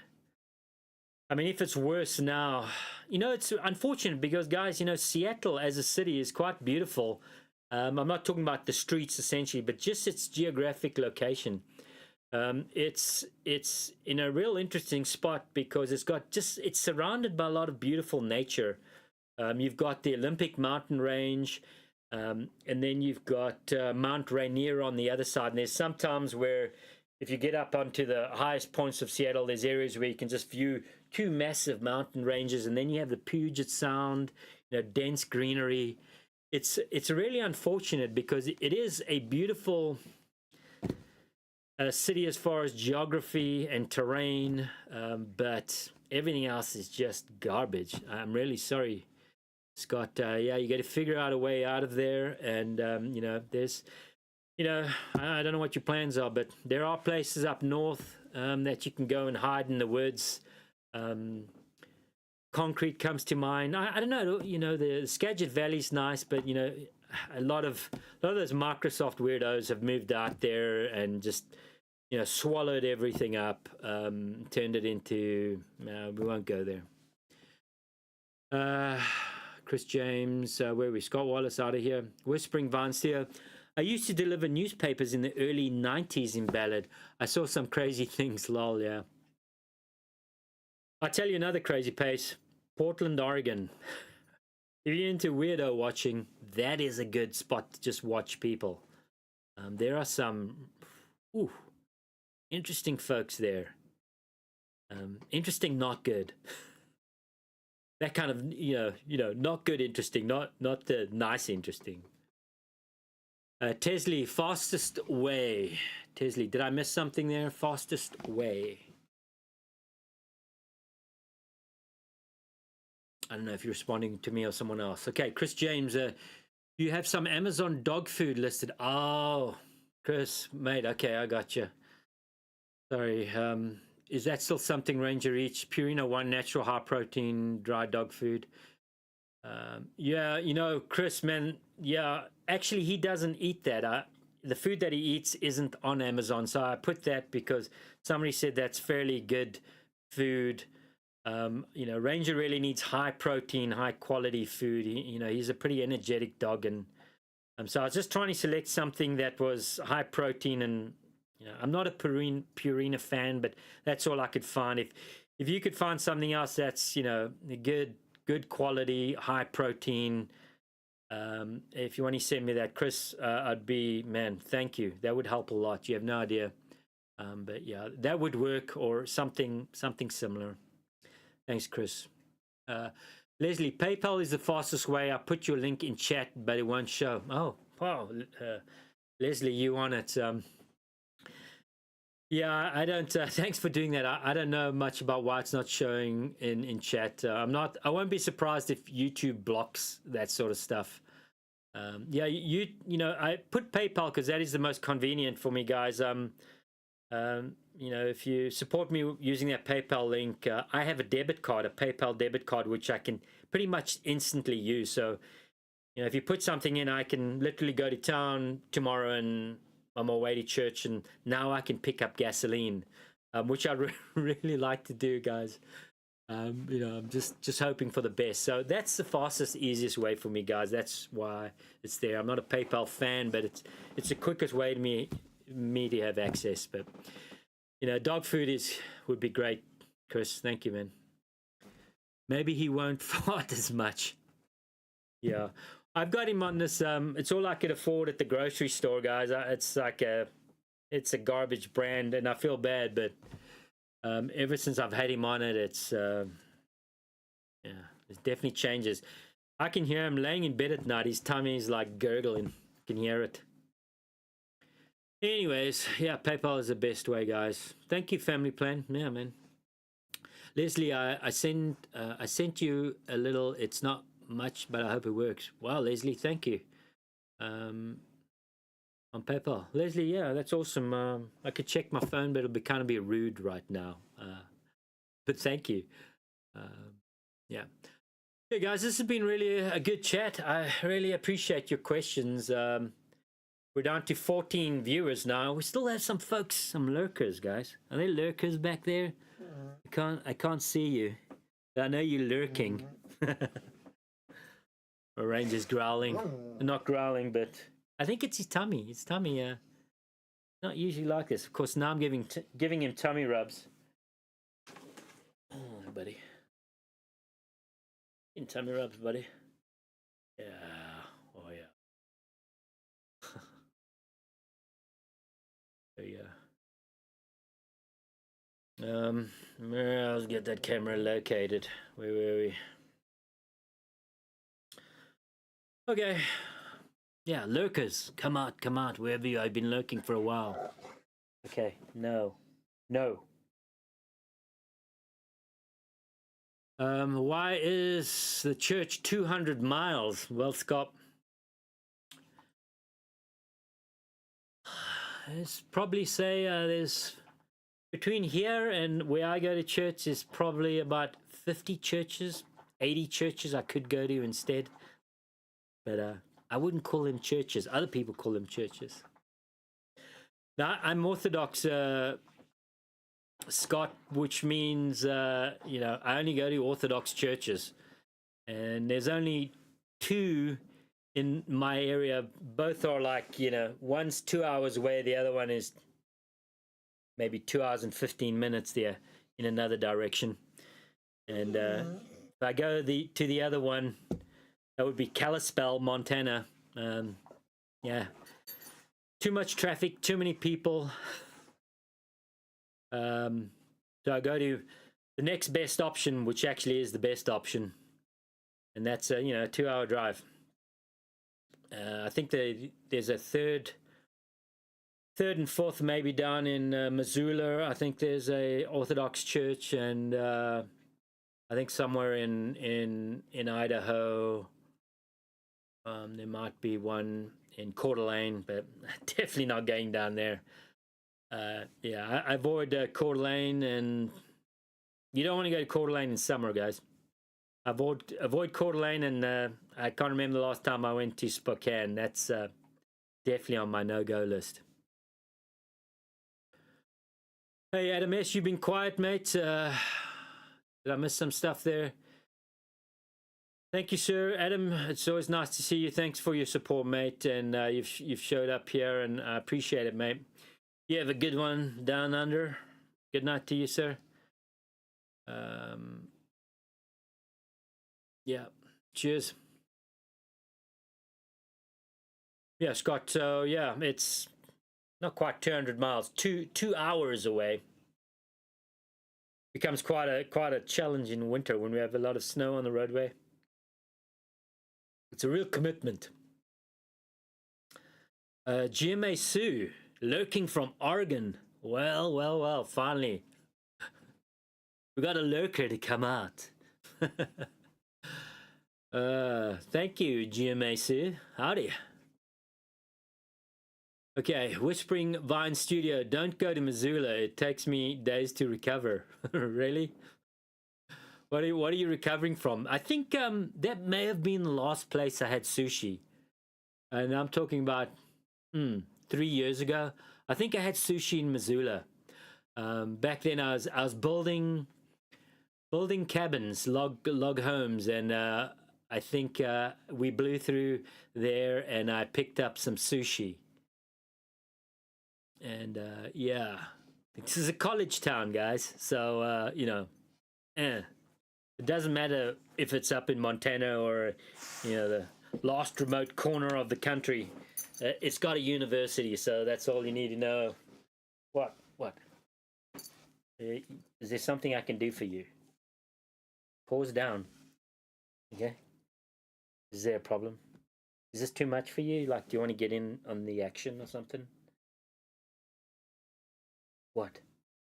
Do you need like a head scratch, ear scratch? Okay, yeah. Yeah, what are you recovering from, Whispering Vine Studio? Mark A. Gagnon. I was life in the fast lane. Good day to you, sir. Yeah, yeah. Mark is one of those guys who's been around for many years. He often has some great suggestions, and usually none of them are anything that I can do because they usually cost money or are just too big for me to accomplish. Just kidding, Mark. Howdy. Welcome. This is a name I've known for many years. Family plan, drive safe. Is that to me? Tomorrow, drive safe? Did I miss something there? Yeah, drive safe. If you're talking to me, yeah, I drive like an old man nowadays, guys. Speed limit. Speed limit. Yeah. Well, buddy. So this is what I deal with at home. You can imagine what it's like as soon as we get out there and try to like hang out for a night in the woods. Yeah, life's good, Mark. Life's good. A Whispering Vine studio, too much traffic. Yeah, yeah. And I mean, you know, Missoula has traffic, but it's no New York City or you know, Seattle, and it's bad enough. Yeah, everything out here, guys. I keep on running, you know, further away from the people and the masses, and you know, over the last few years, they just keep on running out in the same areas. It's like, can you guys just stay in your cities and, you know, not mess it up out here? I don't know what's left for me, guys. I might just have to get on a sailboat and you know, just spend my sunset years just, I don't know, sailing around. Never know, guys. It's just take one day at a time. If you know, a avenue is presented to me, I'll take it. If it's, you know, what I'm supposed to do, then I'm supposed to do it. Oh, Ranger is cute. Yeah, yeah. You see, I'm actually rubbing his chest right now. That's all he wanted. You know, it's like, rub my chest or I'm gonna annoy you. Have you ever been to Europe? Yeah, Leslie, I've been all over Europe. In my ute. Holland, England, spent some time in France, Ireland. Missing. I feel like I'm missing something. Holland, UK, France, Ireland. Am I missing somewhere? I think there might be another place. I'm trying to think about it. Yeah, I mean, besides France, the other ones were fairly fast. South Mediterranean, southern France. Let's just say I was there for a while. A lot of it I'd like to forget. Much of it blurry. But I don't know what your deal is, but we're gonna have to work on it. All right. Can you not see I'm doing a show here? And I really don't want you taking any of my stardust from me. Okay? Right. Seriously? Okay. Have you ever been to Europe? Yeah, we got that one. I'm from Holland, the Netherlands. Oh, yeah. I actually speak, well, I'm rusty now, but I used to be fluent with Afrikaans, and I spent a lot of time down in the ABC Islands, Saint Martin, the Dutch side and the French side, Aruba, Bonaire, Curacao. Had a lot of Dutch friends over the years. I like Dutch people. They're good people, and they can be, you know, good fun when it's party time. And I used to be able to, you know, sit with a group of Dutch people and understand what they're talking about. See, now he's putting his back towards me because I'm ignoring him, and he's like, I'm gonna give you my back and I'm gonna press up against you. Yeah.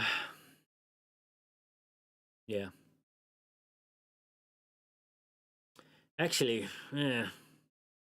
Back in the day, it's all coming back to me now that you're making me think about those days. There think there were a girlfriend or two that were from the Netherlands too when I was living in the ABC Islands.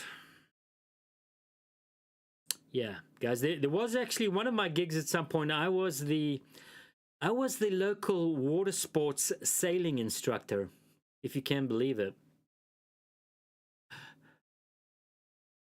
Yeah. Oh, okay, Chris James sent PayPal instead of Amazon. I hate Amazon anyway. Chris, mate, thank you. I'm not going to check that now because I feel that's kind of rude, but thank you, sir. I really appreciate that. Yeah, I might be able to get a couple 5-gallon cans of gas tomorrow, and that would be great, guys. Thank you. Okay.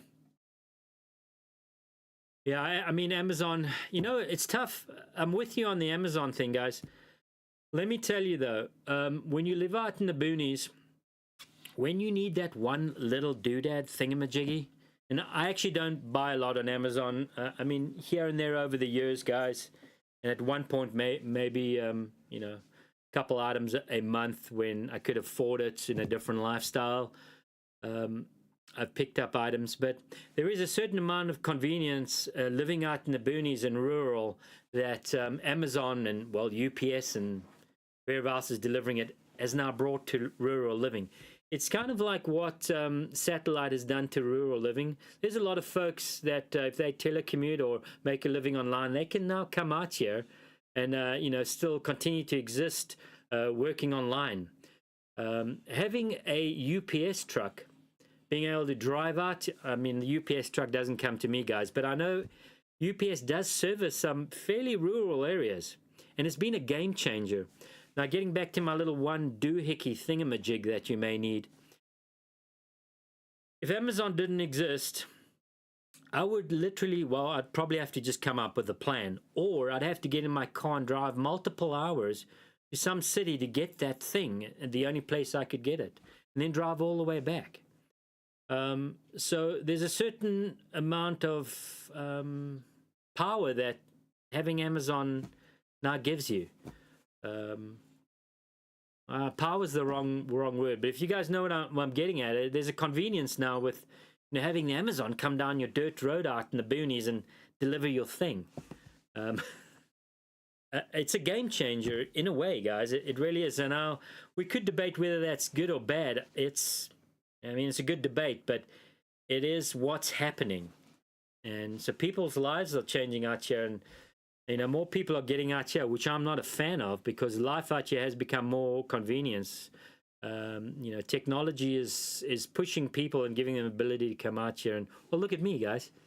I'm sitting here, middle of the boonies, live streaming. I mean, it's pretty insane. It really is. But as a company and their ethos, I'm not a fan of Amazon, but I've had to make some decisions. There's a lot of companies I've cut out and just simply won't use, and Amazon should be one of them. But guys, sometimes that thing that I need is I still have to drive to town to get a package. They don't come out to me or anywhere near me. But there's it's good in a way. Wow. Went on about that for way too long. Chris James, okay, thank you, Chris. Appreciate it. Does West Africa have a special language? Think that is where you were from. No, Mark, I'm from South Africa, and Africa as a continent, I can't count all the language on both hands. Many languages. Southern Africa, where I'm from, I don't know, a dozen languages. There's English, there's Afrikaans, which is a derivative of Dutch. It's just an older Dutch that didn't really, move on much. And then, of course, there's a handful of African languages. There's areas in South Africa. It's been a long time since I've been there, but I know this. There's signs with 3 or 4 different languages on the signs. And I'm talking about traffic signs, roadway directions. It gets a bit ridiculous. But there's many languages, many African dialects just in Southern Africa alone. Xhosa, Zulu, Sotho, I mean, I can go on. So, yeah. Mute. So, what brought you to America? Long story, Mute. I left as a young man. Left South Africa as a young man. I was in the sailing industry, lived in the Caribbean, and just progressed. Eventually, I went off and had some adventures, but then eventually got back into sailing and large yachts. And a lot of the owners who owned large yachts were American. So that's how I found myself initially in the States back in the day. Long story short. Whispering Vine Studio, we don't have very many stores, so Amazon helps to get hard to find items. Yeah, it is. I mean, if you live out in the boonies or just rural, small town, back in the day, you'd have to drive a couple hours to the big city to get that thing for your, I don't know, something you're fixing. Or nowadays, it pretty much comes to you. All rural, small town America is serviced, I'm guessing. And even sometimes out in the boonies, UPS truck will drive out to. So yeah, it's a game changer. Leslie, technology is beautiful, but also scary these days. It's too much. It is. It's overwhelming, and I flitter between my setup here, and I'm not reliant. Well, I'm becoming, now that I have it, somewhat reliant on having communication. If I'm gonna, if I'm hoping to make any kind of revenue off doing this, I'm going to need the technology. If it goes away, it's going to be a struggle fest. So, just keeping it real, guys. Oh, man, Ranger. I got to let him out. Whoa, buddy. Jeez. Oh, Lordy. Yeah, so... I mean, it's like with any technology or thing. I mean, even in ancient civilizations, there were some things you could use for good and some things you can use for evil. I don't want to go down this discussion on YouTube, but it all boils down to good versus evil. And so you can use that thing for good or use it for evil. And this is throughout the ages, guys. Whatever the latest thing is could be used. Yeah. B. Hendricks. There are some new names popping in right now, and I say we're up on viewers. Man, I could just keep on going. B. Hendricks, the multi-language speaker is called a polyglot. Yeah. Well, I think at my peak I could do 4 languages. English, Dutch, Afrikaans, which is a dialect of Dutch. French, English, Dutch, Afrikaans, and a little bit of German too. Not fluent in Germany. My French used to be a lot better. I could get by on with my rough French, but guys, it's languages. I find unless you're a kid who grew up with multiple languages really early, if your parents smart enough to really put you into multiple languages, or you have parents of multiple languages and they teach you from an early age, speak to you in both languages, those kids tend to pick up languages and retain those languages way into adulthood. Most of the languages I picked up were in later life, and it's languages like that are like muscles. If you don't use and exercise them, you'll lose it. You'll lose the muscle. So, yeah. I mean, I really have to think now how to say anything in Afrikaans or Dutch, and Afrikaans specifically. I mean, I used to be fluent in.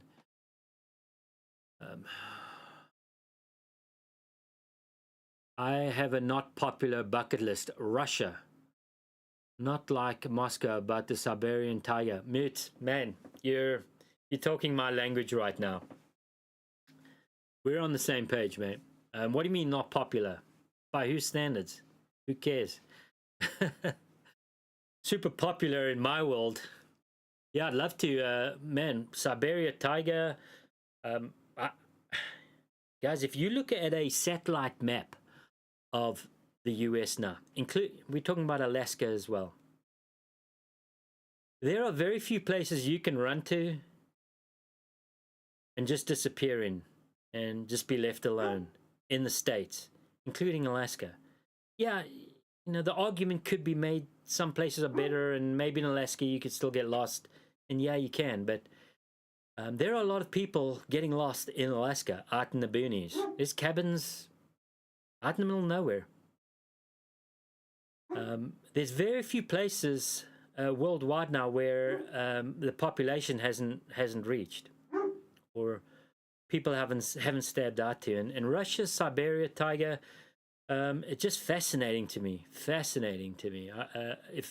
If I could, if somehow all of a sudden I could disappear somewhere and just go and explore and be left alone and live like a real free man, because that's really hard to do in the States, guys. It's impossible. It's virtually impossible. Let's say that. But I'd love to see Siberia. I watch a lot of documentaries, specifically in Mongolia, that northern Russia Mongolian area, the Russian Caucasus, just some stunning areas out there. Of course, the Caucasus are a little lower than Siberia, but yeah, bucket list stuff for sure. I'm gonna let Ranger in, guys.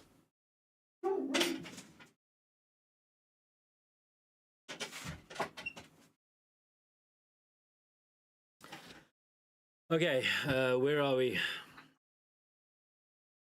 Chris James, supporter as well. Welcome to Supporter Plus. I think you might be the first Supporter Plus. We've got supporters, we've got Supporter Plus, and we've got the super supporters. And Chris, I think you are our first Plus, I think. When I say we, I'm talking about Ranger and I. Oh, Chris, thank you, mate. Wow, super. It's very kind of you tonight, man. Really, thank you. Where were we? Mute, bucket list. Not popular. Super popular around me. I know, I can think of 2 or 3 other people that would totally agree with you. Good and evil, very much true. Yeah, Leslie. B. Hendricks, will a piece of denim work as a wick for a candle? That's an interesting one. That came out of nowhere. I don't know. I've never used denim as a wick. I don't see why not. You soak it long enough in wax, maybe it'll last. I don't think it'll last very long though. I'm not much of a candle making expert. B. Hendricks, but yeah. Mark, well, I am on a 13-hour trip back to Quebec, back to my mother's tomorrow. Good to see you're doing well. Good night and be safe. God bless. And Mark, thank you, mate. It's good to see you. Like I say, mate, you've been the guy that always pops in over the years. So thank you, mate. Have a safe trip. All right. I'm sure you've got some snowy conditions up there, so be safe, mate. Leslie, all Western countries, it is impossible to disappear. Yeah, I mean, it's Europe. Good luck.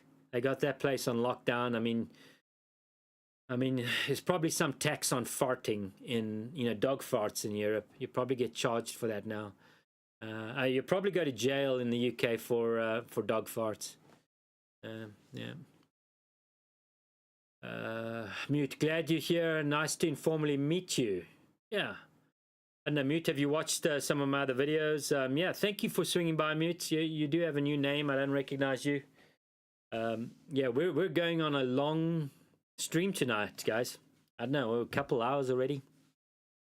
As long as you guys keep throwing me some questions and the viewership is kind of sort of there. It's been fluctuating between like 15, I've seen it 20, 22, and it keeps on going up and down. But yeah, we'll have to call it quits here at some point.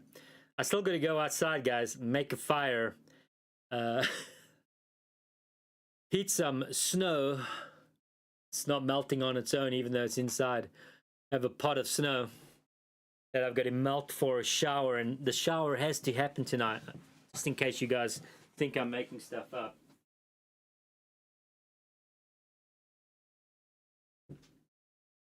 Move out of the way. We've got Pot of, oh, camera cord's not long enough, guys. Pot of snow right there. Got the pine needles in there, guys. That's for, added flavor in my shower water. So we still got to melt this on a fire tonight and get showered.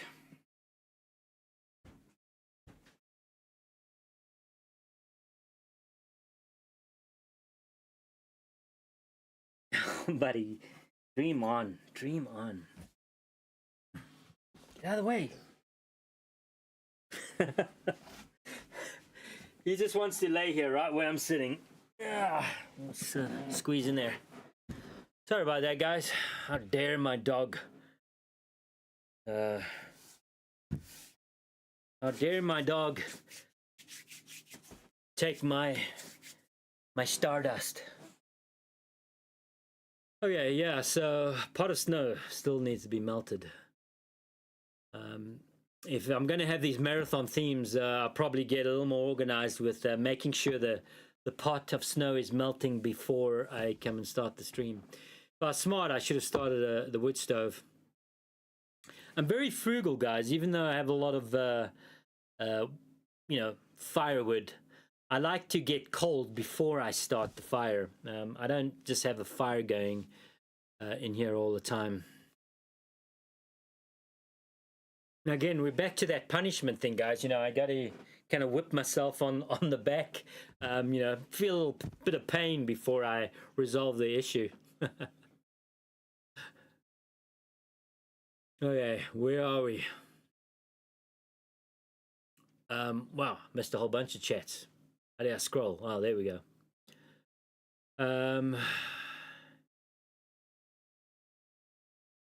Yeah, Chris James, thanks, mate.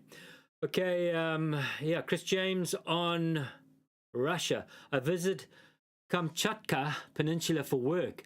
I wouldn't want to try and live off-grid there. Let me tell you, there's some hardy people out in that region. I watch a lot of, the reindeer herders. I understand, guys, I might fantasize about, being in some yurt herding reindeers, but even those guys, I often see a satellite phone come out of the yurt.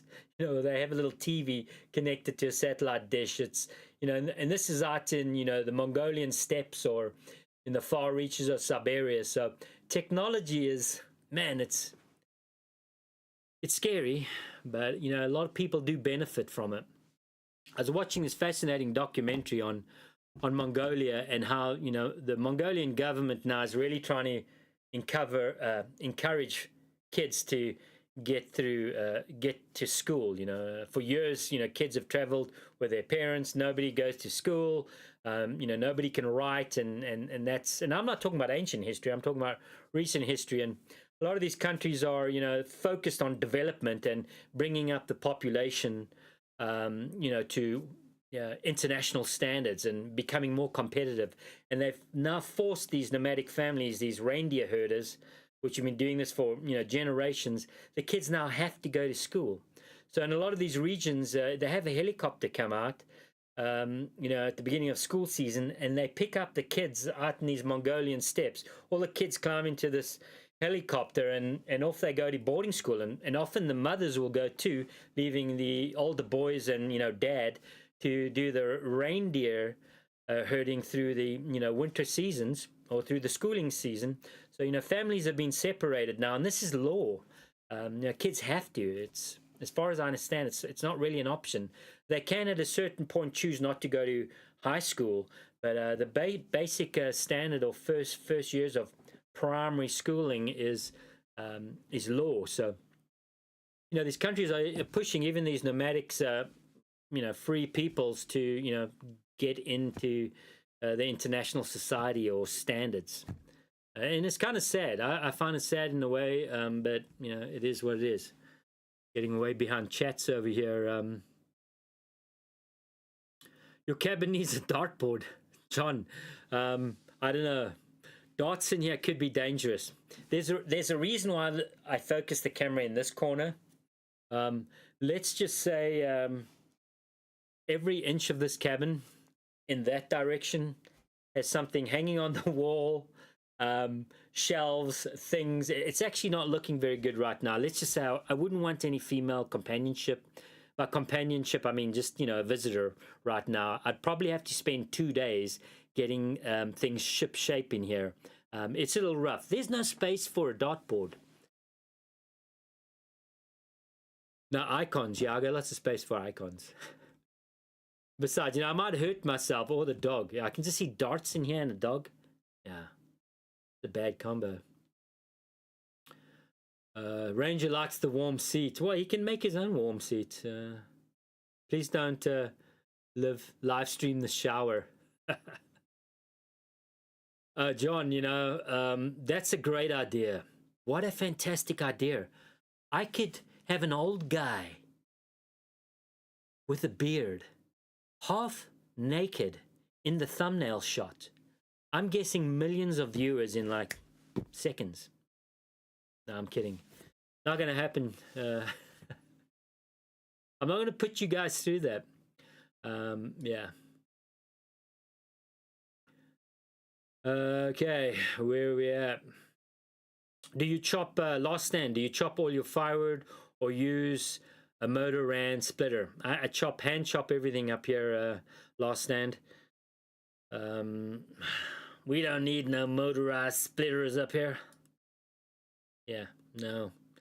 Just another thing to break down or put oil in or plug in or need gas for. Guys, I'm trying to live somewhat of a minimalist lifestyle up here. Having all the stuff is great, but eventually all the stuff owns you. Trust me on that. There's a reason why, here in the United States, billion-dollar industry, multi-billion-dollar industry, storage units. And guys, I know I've said this before. Some of you are new here. I see a bunch of new names. There's a reason why there's a billion-dollar industry of storage units. I mean, every town, every landscape you move through in this country, no matter where you are, you pass storage units.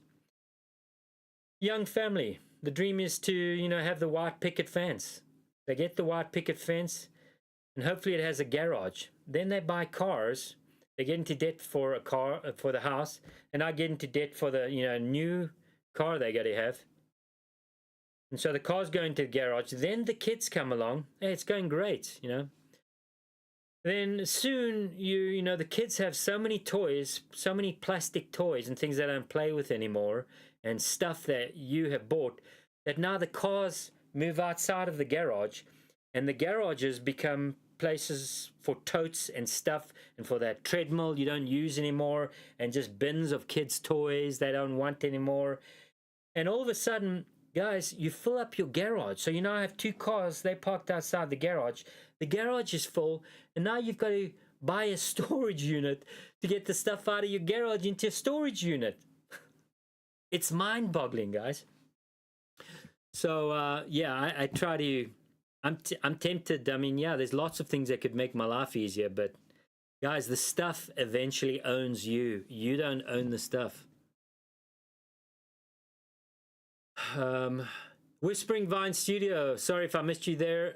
Good night. Thanks for hanging out tonight. I've appreciated the questions you've given me. So have a good one. See you next time. Wow. Okay, where are we? No showering. Leslie. Hey, what do you mean by that? Sticking that tongue out. Yuck, right? Pine needles are exfoliating. Yes, Scott. It's actually how I'm going to make my millions up here. I am going to offer a bag of, that's it. Thank you. I'm going to start collecting pine needles, and I'm going to market as an exfoliating remedy. Yeah. Yeah, that's a great idea. I got to workshop that one a little bit more, but yeah. B. Hendricks, have pleasant dreams. Whispering Vines, okay, got you. That's not for me. Oh, hey, wood-fired jacuzzi. That would be nice. I've thought about that over the years. Maybe someday it'll happen. I've pondered many plans. I think there might have been in the old cabin that had sketches that I had drawn up. I know how I would do it. It's just a matter of prioritizing it, and right now I'm just focused on feeding myself and gasoline. But if we can solve those issues, I can maybe see some copper pipes that I'd have to purchase, and some barrels, some metal barrels. I have a metal barrel already. We have to get the container for the tub. Might be one of these plastic 55-gallon drums to start with, cut in half. Yeah, I'm getting my creative juices going again. That's a good one, B. Hendricks. Okay. Where we at? Mute. The true human experience has been hijacked. Are the positive greater than the negatives? It's definitely at a tipping point. I mean, this is Mute. It's a huge topic to discuss. Maybe this isn't the greatest stream to do it on, but you're absolutely right. That's a good way of describing it. The human experience has been hijacked. I like that. That is so true. We're as a modern civilization and Western society in general, our priorities have been turned upside down. We are no longer focused on what the fundamentals of living and being. We've filled it with all the shiny stuff, and for a lot of people, the shiny stuff becomes priority, which leads to debt, which leads to slavery and misery, and just you having to walk in a direction you don't really want to do, but you don't have any more options. So it's a huge topic, but you're right on that. Yeah. The shower live stream is on his unadvertised OnlyFans. Chris, I just threw up in my mouth, mate. Ish. I mean, I don't even like thinking about me on an OnlyFans. Oof, yuck. That's a sad existence right there. Anyways, well, I'm way behind chat here. In yoga pants. That's another more permission I'm going to give you guys. If I'm ever in yoga pants in one of my videos, I'm giving you permission. Again, any of you guys, you want to come up here and throat punch me, please do that, because something is wrong if I'm ever in yoga pants on camera. America is not what it used to be. Yeah, mate. It's really unfortunate to see what's going on. It's not just happening here. It's happening all over the world. Again, it's not a topic I only cover on this channel, but it's good versus evil, and it's happening all over, from all different directions and angles. Mute. The American dream, cause you have to be asleep to believe it. Yeah, I've heard that versions of that. Yeah, true. Scott Wallace, there is a wood fire hot tub company in Seattle. Yeah, I bet there is. I bet there is. I can't imagine what they charge for one of their wood-fired hot tubs. Not anything I can afford. Last Stand, technology is closing in on all of us. Yeah. Like I said, even those nomads out in Siberia are coming out of their yurts with their satellite phone. It's sad. I mean, I'm laughing, but it's sad. It's a fact, guys. I don't like it. And here I am streaming to the World Wide Webs.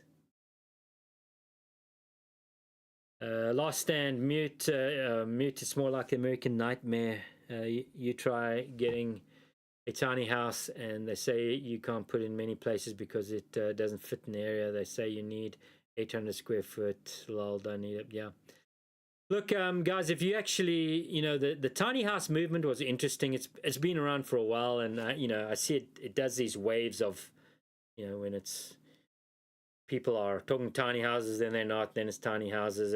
I don't know, it may have leveled off now. I haven't really been looking at it, but these manufactured tiny homes, if you look at the cost of that tiny home per square foot, way more expensive than having a traditional home built. Now, I'm not, I'm not a proponent of,